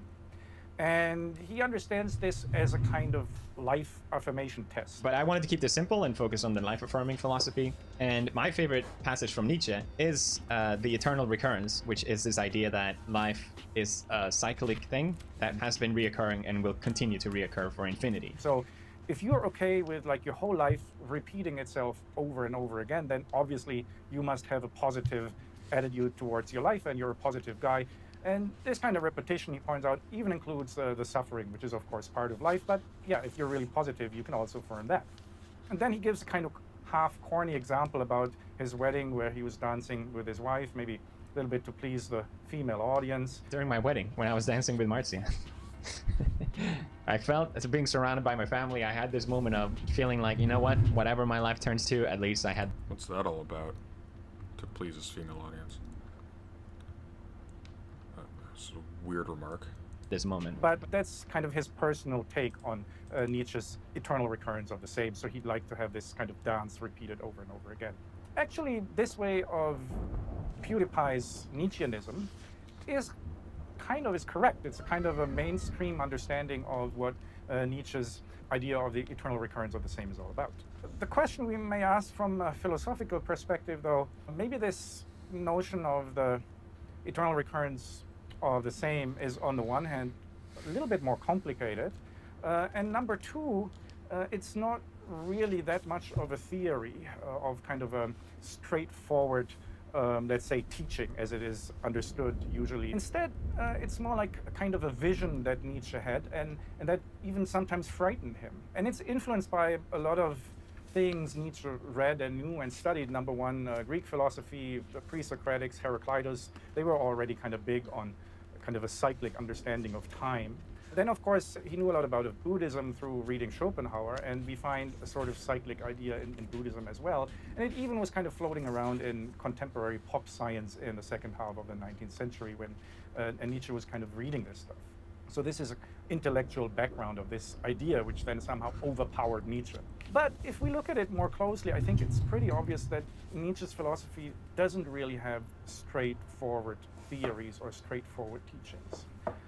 Nietzsche basically, on every page, not even in every book, speaks with a whole lot of different voices. And he also says very contradictory things about this vision of the eternal recurrence of the same.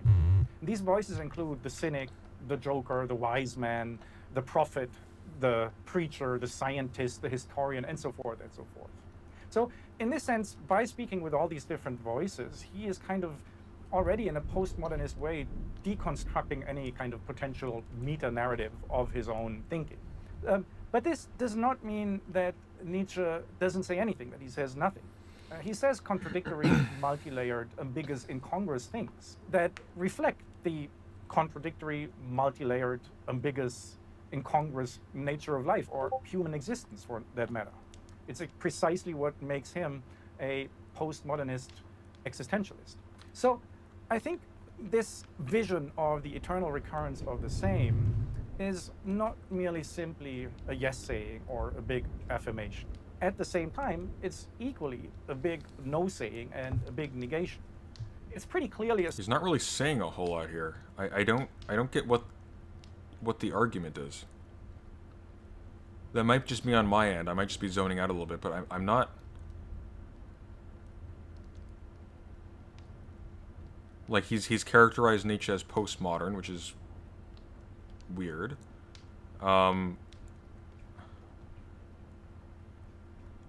But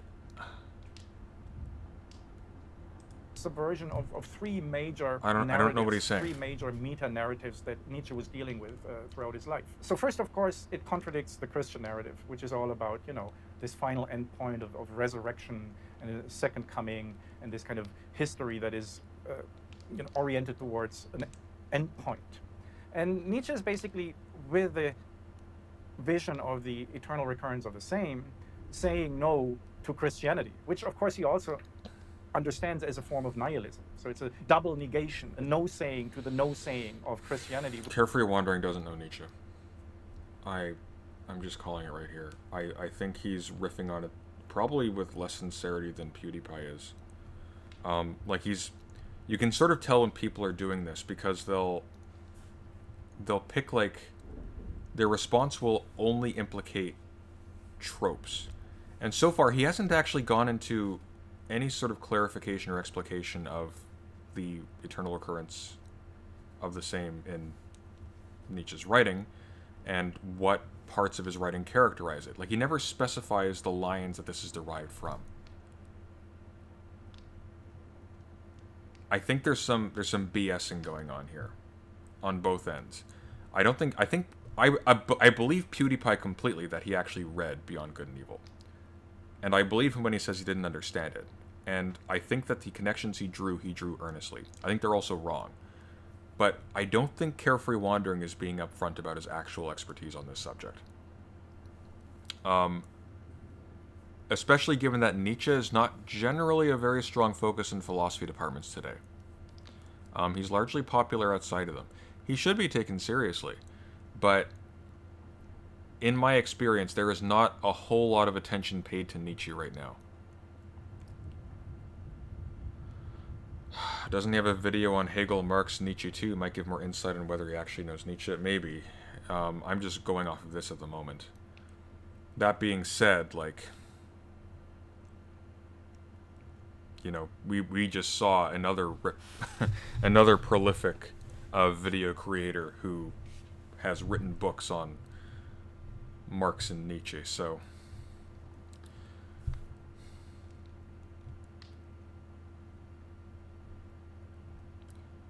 yeah.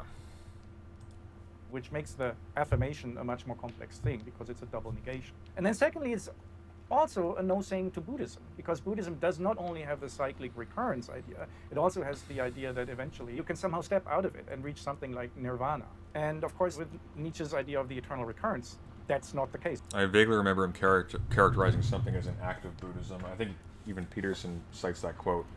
But that's not against Buddhism. He's just... The point is that the people to whom he is saying this would find that a displeasing comparison. Let's see. Let's find the actual quote here.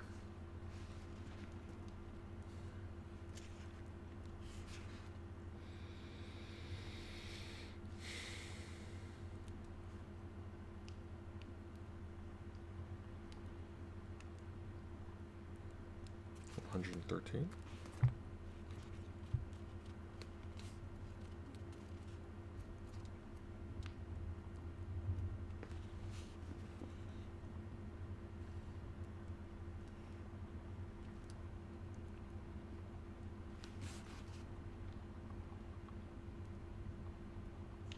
TI3. What is TI? Is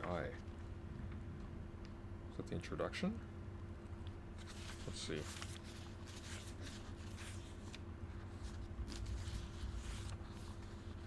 Oh, translator's introduction. I see.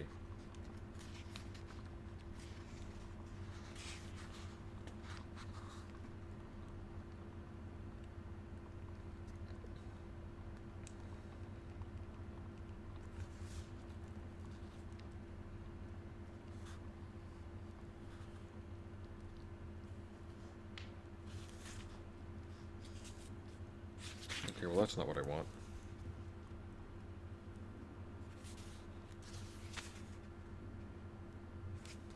Page 7 then. Let's see this.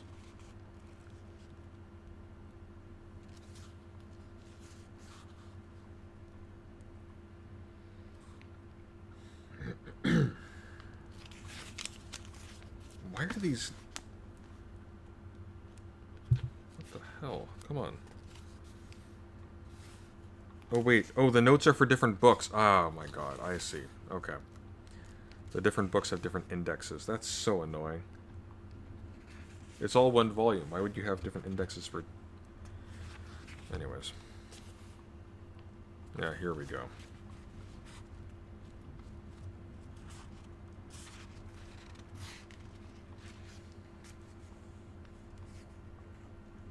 Right.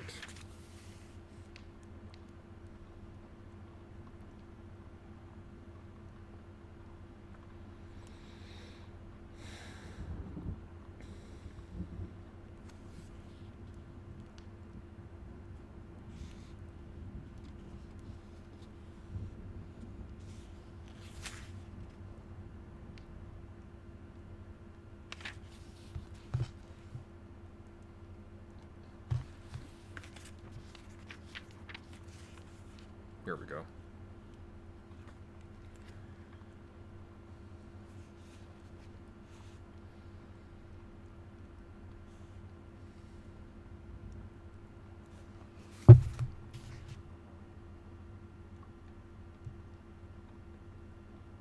And we are fundamentally inclined to claim that the falsest judgments, which include the synthetic judgments a priori, are the most indispensable for us. That without accepting the fictions of logic, without measuring reality against the purely invented world of the conditional and self-identical, this is from Beyond Good and Evil, without a constant falsification of the world by means of numbers, man could not live. That renouncing false judgments would mean renouncing life and a denial of life. To recognize untruth as a condition of life, that certainly means resisting accustomed value feelings in a dangerous way, and a philosophy that risks this would by that token alone place itself beyond good and evil. What provokes one to look at all philosophers half suspiciously, half mockingly, is not that one discovers again and again how innocent they are, how often and how easily they make mistakes and go astray. In short, their childishness and childlikeness, but that they are not honest enough in their work, although they all make a lot of virtuous noise when the problem of truthfulness is touched even remotely.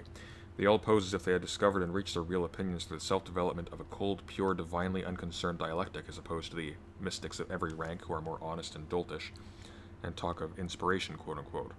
While at bottom, it is an assumption, a hunch, indeed a kind of inspiration, most often a desire of the heart that has been filtered and made abstract, that they defend with reasons they have sought after the fact.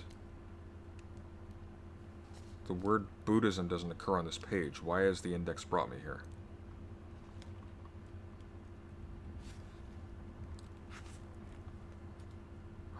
Modern Library, I am displeased with your editing.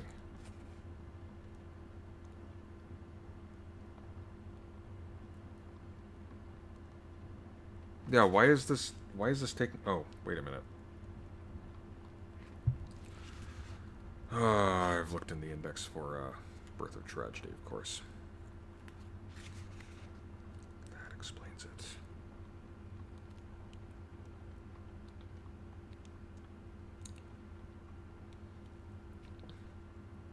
Nope, no I didn't. I'm there. And it doesn't say... Okay, 61. But page 61 isn't Beyond Good and Evil. Page 61 is The Birth of Tragedy.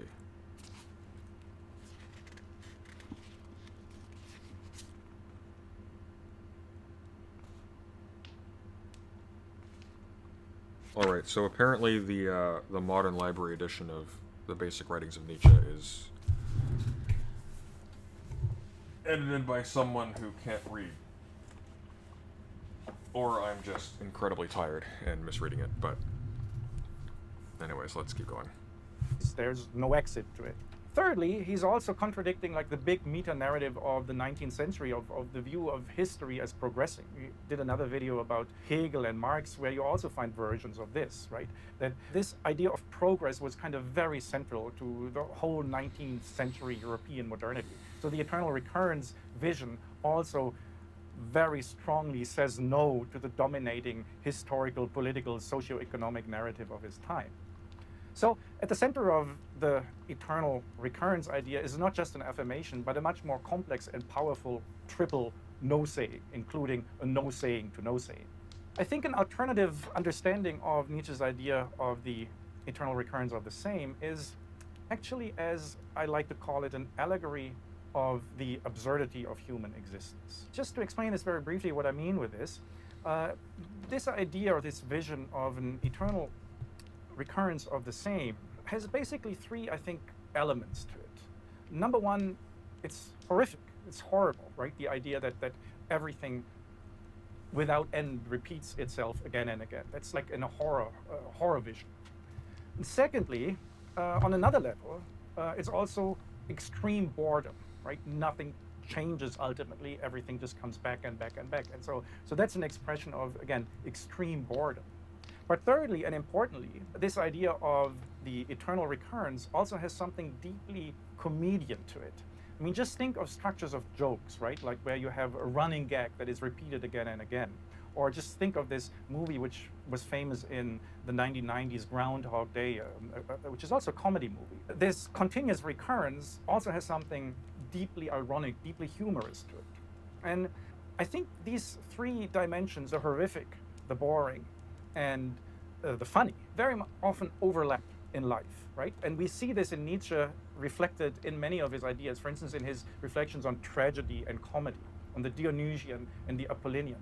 They also combine these conflicting, contradictory, let's say, existential modes. Yeah, this is I extremely think that's surface also very level. much concentrated in the idea of the... Notice how he's not explaining anything. He's just like, he's just referencing it. He's just referencing tropes. Like there's no breakdown of what this actually means. There's no breakdown of why he arrives here. It's just eternal recurrence of the same. So let's actually look at a short passage from Thus Spoke Zarathustra, where Nietzsche talks about the eternal recurrence of the same, and Zarathustra speaks about it, and he speaks about it with great disgust. The passage goes like this in English translation: "Naked had I once seen both of them, the greatest man and the smallest man, all too like one another, all too human, even the greatest man, all too small, even the greatest man. That was my disgust at man, and the eternal return also of the smallest man. That was my disgust at all existence." So really here, all these three kind of incongruous, ambiguous, contradictory elements that I spoke about, the horror, the disgust, the boredom, and the comedy, they all come together. So, of course, the horror is expressed through disgust. But actually, if we look at the word that Nietzsche uses, it's in German, it's Überdruss, which means something like weariness, or more precisely, when you ate too much of something and you can't eat it anymore. So you're kind of being full with something. Or in English, we have the nice saying, being fed up, right? Being so bored that you're fed up with things. So that expresses this combination of boredom and disgust, of horror.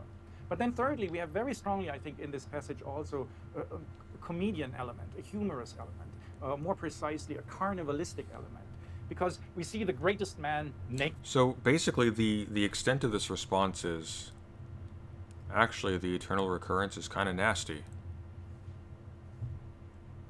But it's never explained. It's never explained what role it plays in his thought. It's just explained that he had this idea and he didn't like it. Or did he like it and it's nice.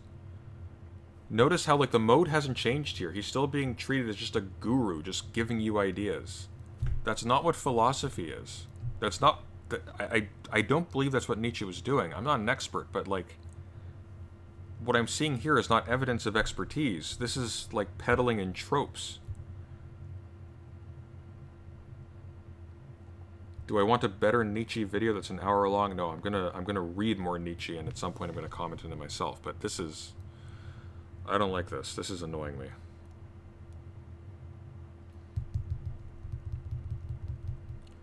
Carefree Wandering as a philosophy professor specializes in Taoism and Chinese philosophy, from what I remember. That doesn't bode well. The problem with specializing in Taoism, first of all, because Taoism isn't a thing. Like, it's like Hinduism as a religion, right? Like, it's...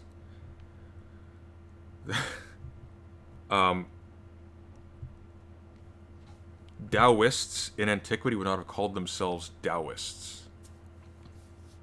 As if, like, there's a category of thing which it belongs, of ists, right? Like, it's an ideological position someone can take. I don't know. I just don't like this at all. Like, I don't feel like I'm learning anything. I feel like I'm just being told things. Right? And we see the greatest man just like the smallest man. This is the core carnivalistic motive, right? Basically the revelation of the nothingness of greatness, right? That's humor, that's irony, that's satire. So Nietzsche's idea of this eternal recurrence of the same is, I think, rather than juvenile emo-nihilism or self-help be positive life formation, an allegory of the absurd experience of human life that combines into one the incongruent elements of horror, boredom, and comedy. Maybe just like the experience of watching a PewDiePie video on YouTube, where you can all... We're literally just describing the feeling that we think Nietzsche ascribed to this sentence. Not any of its significance, not its place in his writing, just... This is dumb. I'm disappointed. Like,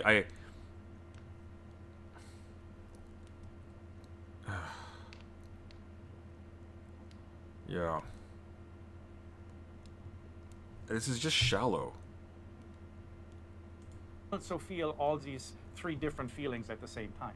So that's it about the Nietzsche and the eternal recurrence of the same. And for the next video, we're planning to do one on video games, and then we hope that PewDiePie will do a reaction video. Oh my god. So this is just clout chasing.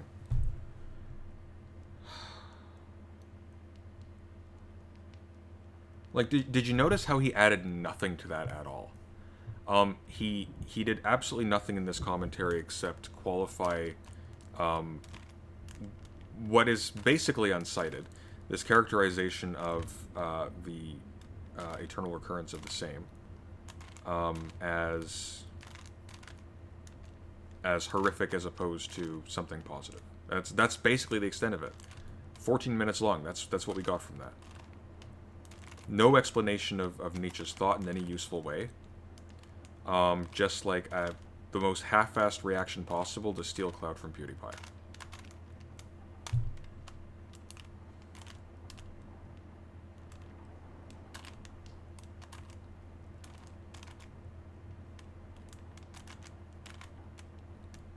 You become a philosophy professor, and you're chasing clout from a professional video gamer. That's where we are at. That's where we're at.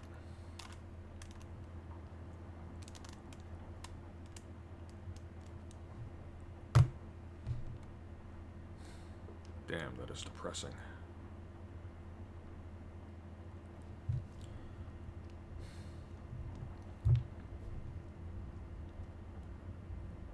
Anyways, this is supposed to be office hours. We're gonna cut the video watching and we're gonna go back to what we're supposed to be doing, and that is reading and chatting usefully.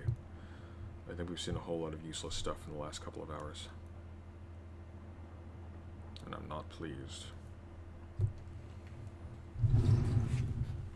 I'm gonna go back to reading the discourses, because I'm going to be commenting on School of Life, and I want to be fresh when I do so. Because School of Life's videos are terrible. They are really terrible. Some of them less so than others. I think his Rousseau one wasn't terrible, it was just shallow, and passed over some things. But his Hegel one, School of Life's video on Hegel, was a crime.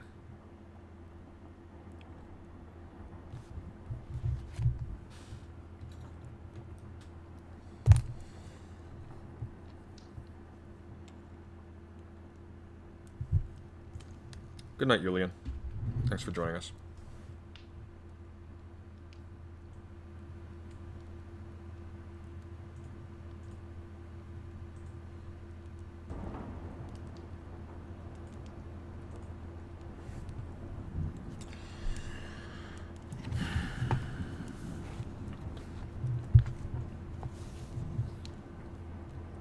The phrase School of Life video on Hegel fills me with terror, to be honest.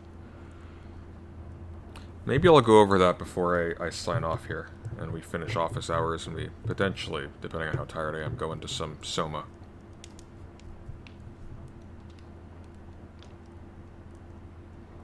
Have I read Sam Chris's Why Does Alan de Botton Want Us to Kill Our Young? No, but I probably should. That sounds funny. Alan de Botton, for those who don't know, is the person who runs the channel School of Life, and he is a pretentious know-nothing of the First Order.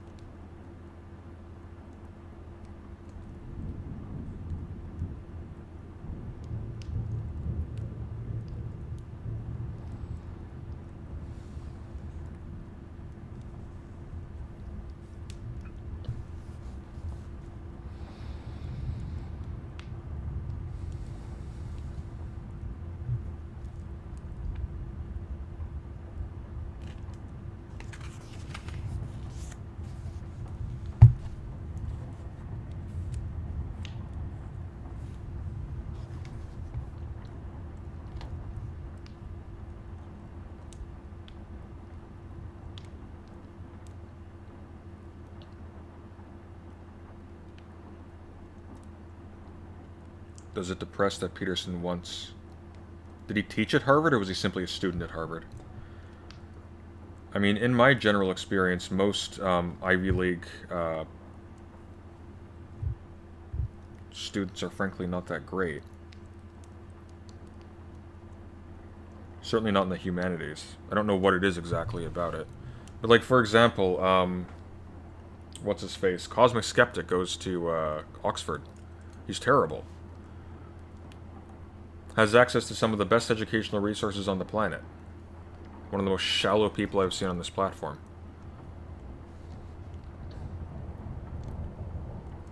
School of Life channel feels like a self-help book you'd find in an airport bookstore.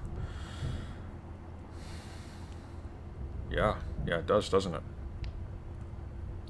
He taught at Harvard. Yes, it depresses me that Peterson taught at Harvard. Let's look at an example here, actually. I'll read Rousseau after, when I'm done this. Let's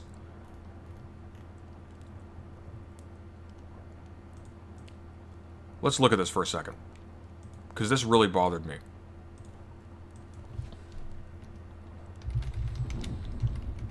And this might seem pedantic to a lot of you, but for me it's important. I'm going to explain why.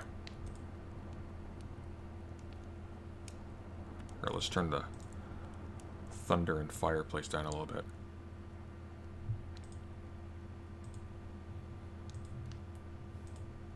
Here.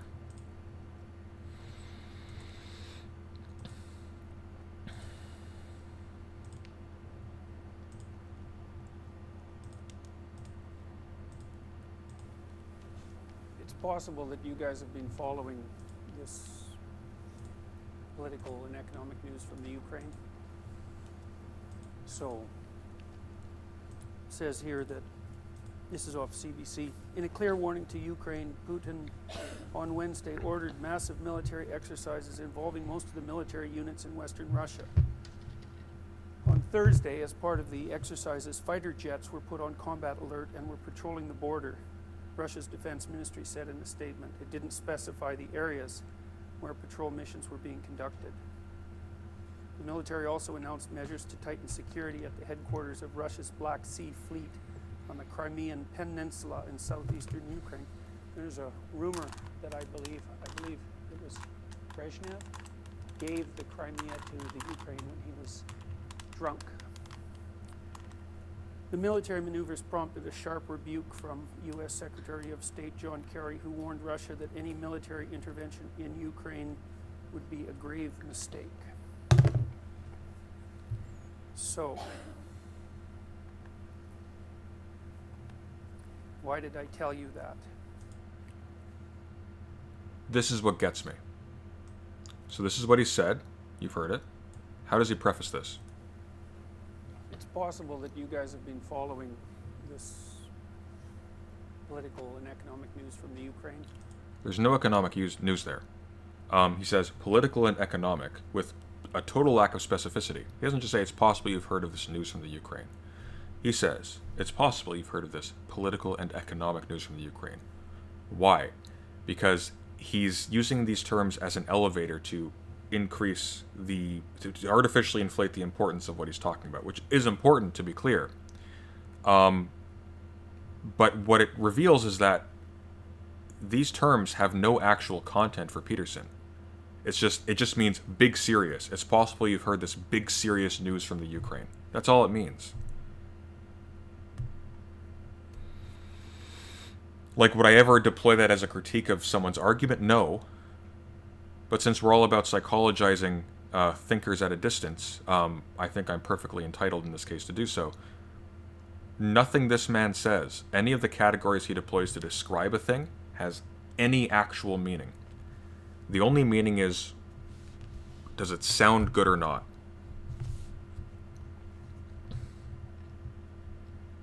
How quickly can I solve a Rubik's Cube? I can't even solve a Rubik's Cube. I just saw people solving Rubik's Cubes online. It had like tremendous ASMR quality and I wanted to get one really badly. And all I can accomplish is getting one face all one color, which I'm pretty sure sabotages me. So, I just like how it feels in my fingers now. But, like,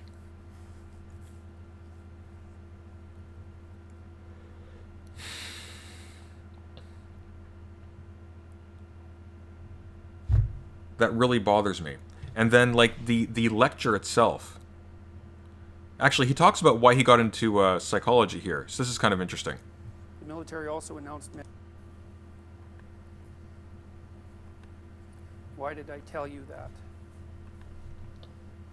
Well, it's for the same reason that I've been conducting these last few lectures on phenomenological and existential ideas in psychotherapy. And I think I mentioned to you that these ideas are often not covered anymore in personality classes, but I think that's a big mistake because I think that these theories have more to tell us about what happened in the 20th century than any other theories that I've ever come across. Existential and phenomenal theories of, what did he say, psychology? I can't remember. Or psychotherapy or something. What are these going to tell us about the 20th century? Like just think about this for a second.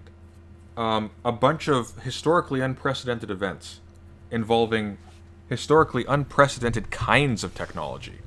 Not just like new developments, but the kinds of things that had never been seen before. You're going to explain this in terms of like the natural temperament of human beings? Of personality types? Like, are you insane? And that's very important because the terrible mass movements of the 20th century occurred because of the nature of people's personality. No. No, they didn't. That's insane. We had unprecedented and unique historical and economic and technological developments that put us into these radically new situations and radically new forms of organization that made certain kinds of social feats possible that weren't before. It had nothing to do with personality. Nothing. If anything, they molded personalities. They constrained They didn't make, like, our personalities didn't make these things. And it's a mistake to concentrate on. It's a mistake not to concentrate on factors that play that massive a role in determining the destiny of the entire world. And, you know, it may seem to you that the Soviet Union is a long ways away since it collapsed in 1989. But there's no evidence that we're done with it yet. I mean, Putin was a KGB officer. And what, he bears the ring of Mordor? Like, what is this?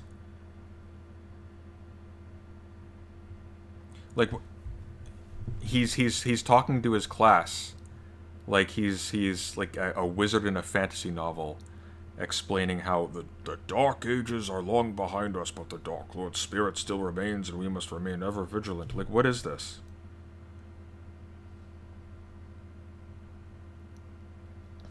Putin is actually Stalin in a skin mask. He may as well be. Like, what the hell does the fact that Putin was a KGB officer mean for this? Like, no kidding. The people in government now were embedded in government state bodies previously. Surprise.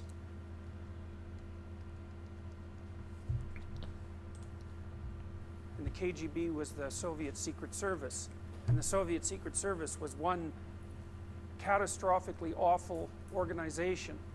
Google anything about the CIA. Just, like, states do bad things. They are founded upon and they rely upon and are defined by violence.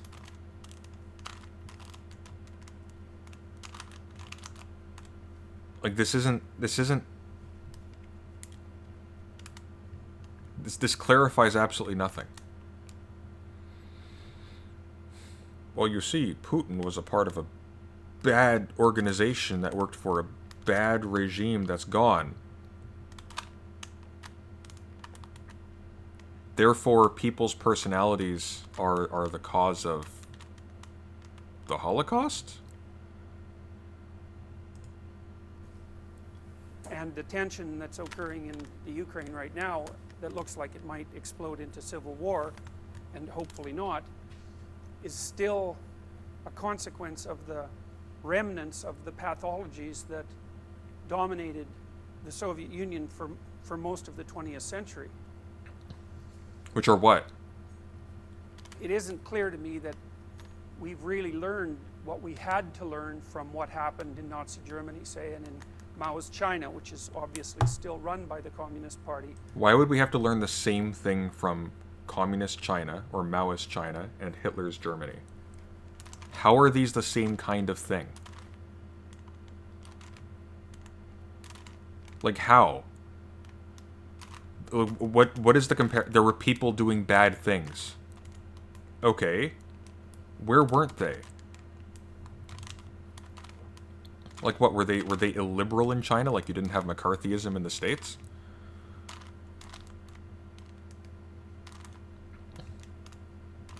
Oh yeah, like, I'm how many democratically elected governments did the CIA overthrow versus the KGB?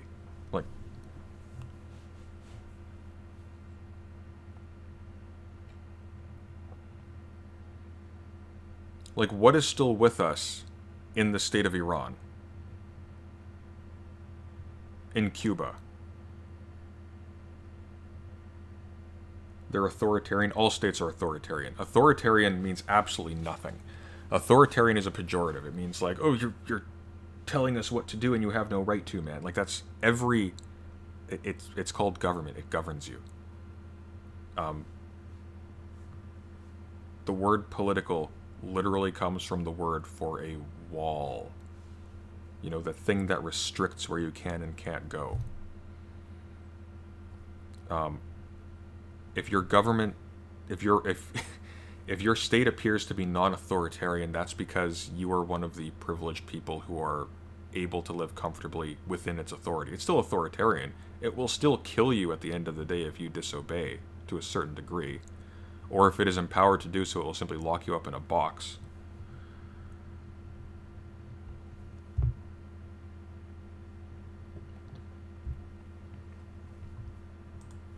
Or in the Soviet Union, even though there's been a reprieve for the last 35 years or so.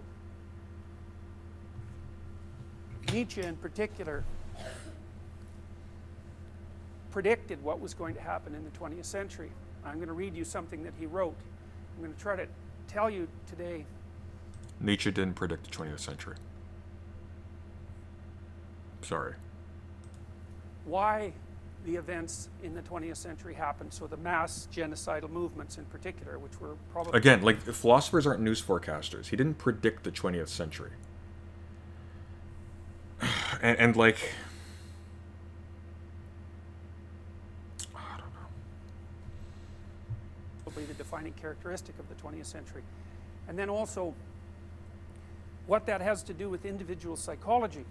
My first degree was in political science, and I was interested in political science because I was interested fundamentally in the reason that human societies went to war. That's stupid. Political science isn't about why societies go to war. First of all, societies don't go to war, states go to war. Secondly, political science is the science of politics.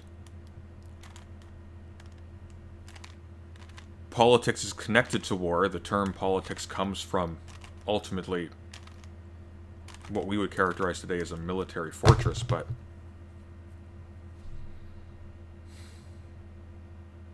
why people go to war is not a question that political science asks. For one thing, because there is no one answer to that. People go to war, states go to war, for lots of different reasons, for reasons that they choose. And they don't typically choose to go to war as a function of one person's personality. They go to war because the state has an interest in something that must be fought for to attain. Exactly, that's how Plastic Pills puts it as well. Nietzsche isn't Nostradamus. We observe what is temporarily past and present. No, Nietzsche found an orb in Mexico that gave him visions of the 20th century. That's now canon.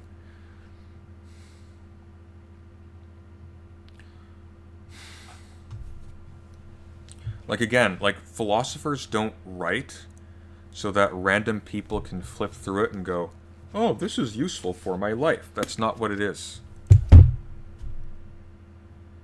It's like actual science. It's an attempt to understand the world actually, and to increase our understanding of the world, or to correct our understanding of the world. It's not meant to give life advice to just whoever happens to pick it up. We already had a Bible before these people were writing. And when I was studying political science, which is quite a long time ago, the fundamental theory that underlie political scientists' explanations for conflict were economic. People fight over resources. And that never seemed reasonable to me because, first of all, obviously, many wars are fought for other reasons than resources. Really? Two Central American countries, I think it was Guatemala and Honduras, if I remember correctly, went to war over a soccer game. So...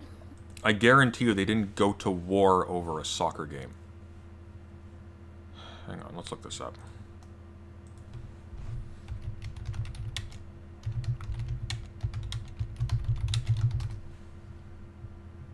The Football War.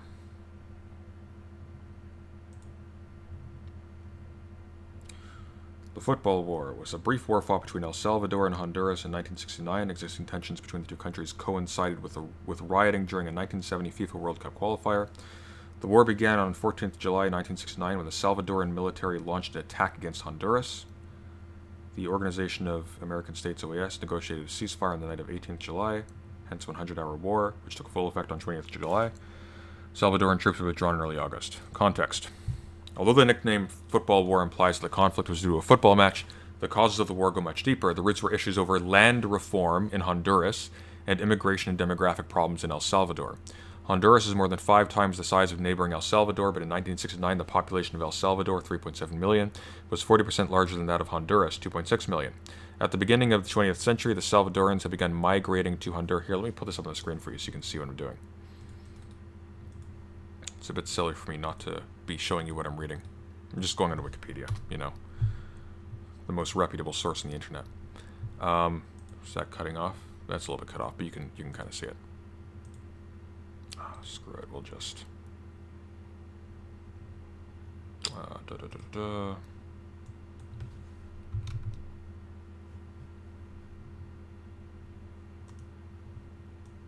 There we go.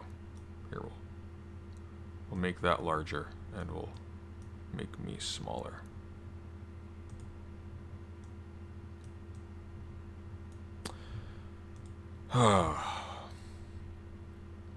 Right.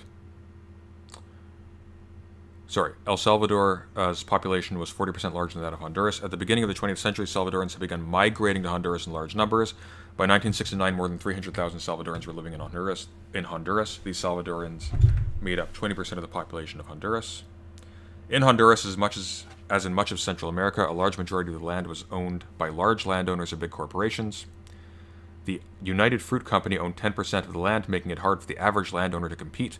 In 1966, United Fruit banded together with many other large companies to create La Federación Nacional de Agricultores y Ganaderos de Honduras, the National Federation of Farmers and Livestock Farmers of Honduras.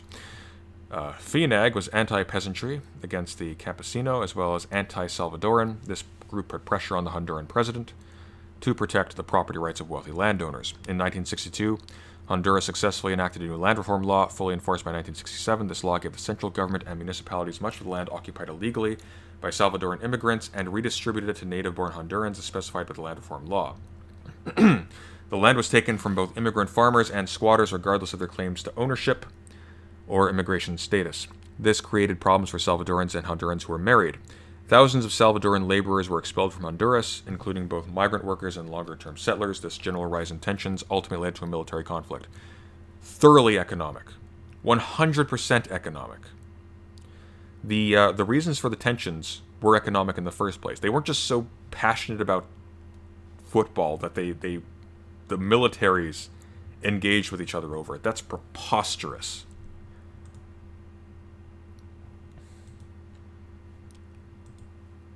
Just like what did he just like hear this on YouTube one time, and it's 2014, he could have.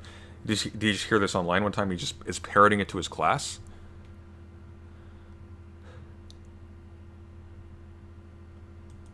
The outcome of the disputed outcome of a soccer game. And even if you do think that the reason that groups of people... Yeah, they didn't go to war because of the soccer game.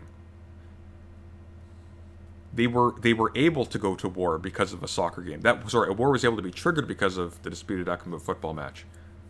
Because of economics. I'm sorry. People engage in conflict are for economic reasons. That doesn't exactly explain much, because that doesn't explain whether they're fighting because of absolute differences in wealth, or because of relative discrepancies in wealth. Those discrepancies would be within a society. People don't go to war with wealthier societies than them because they will lose.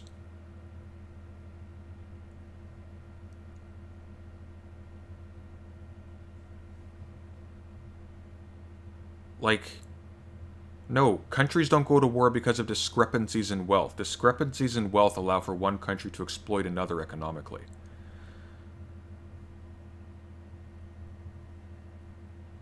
This is weird. His go-to is class conflict when he's talking about why people go to war.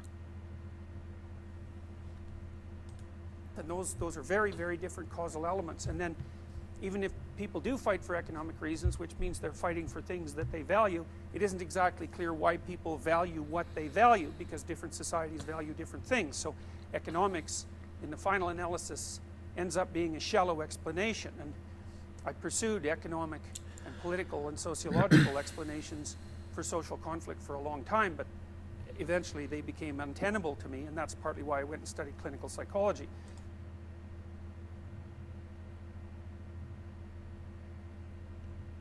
Good God. Good God. Like, imagine getting up in front of a lecture hall and saying this.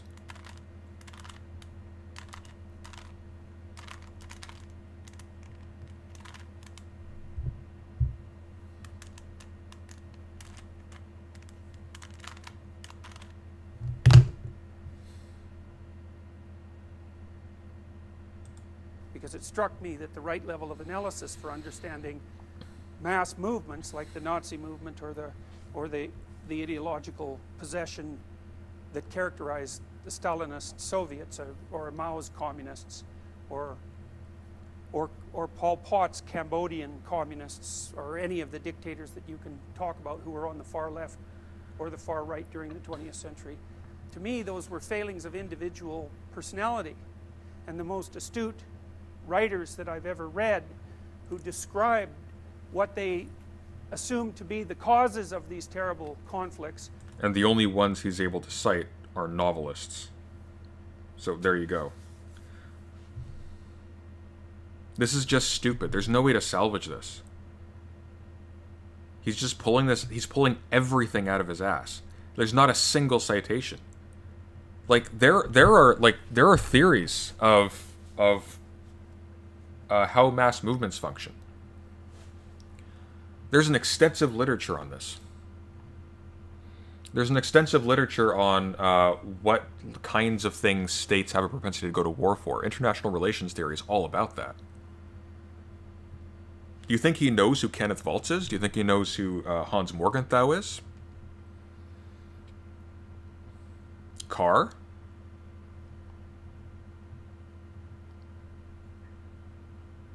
I doubt he's even read Fukuyama. This is ridiculous.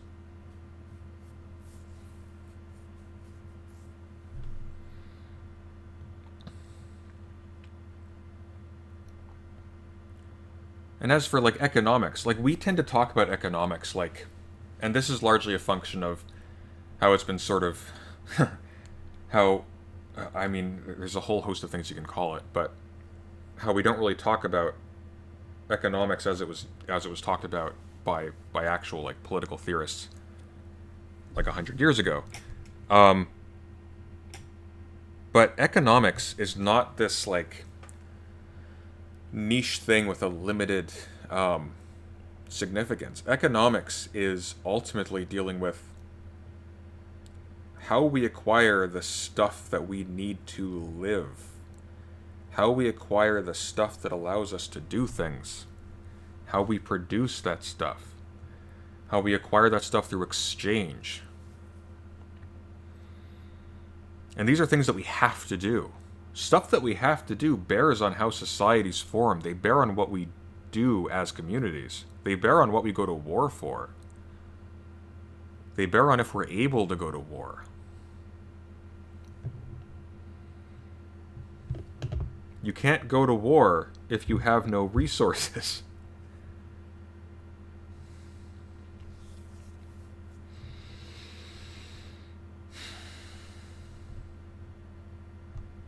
Anyways, I am starting to fade a little bit. I am so tired. We've been here for a few hours.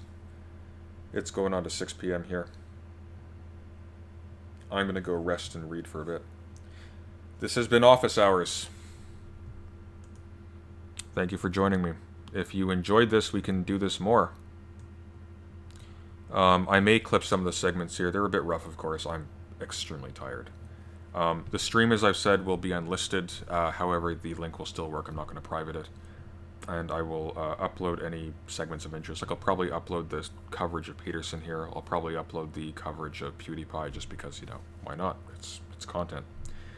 But yeah, so again, the way this typically works is I am just available for you to talk to. If you have videos you'd like me to look at, I will look at them. If you have articles you want me to look at, I'll look at them, potentially. Questions, comments, I'll respond, stuff like that. But we'll do this again sometime. This was fun. I liked it. Anyways, as always, thank you very much for joining me, and take care. Till next time.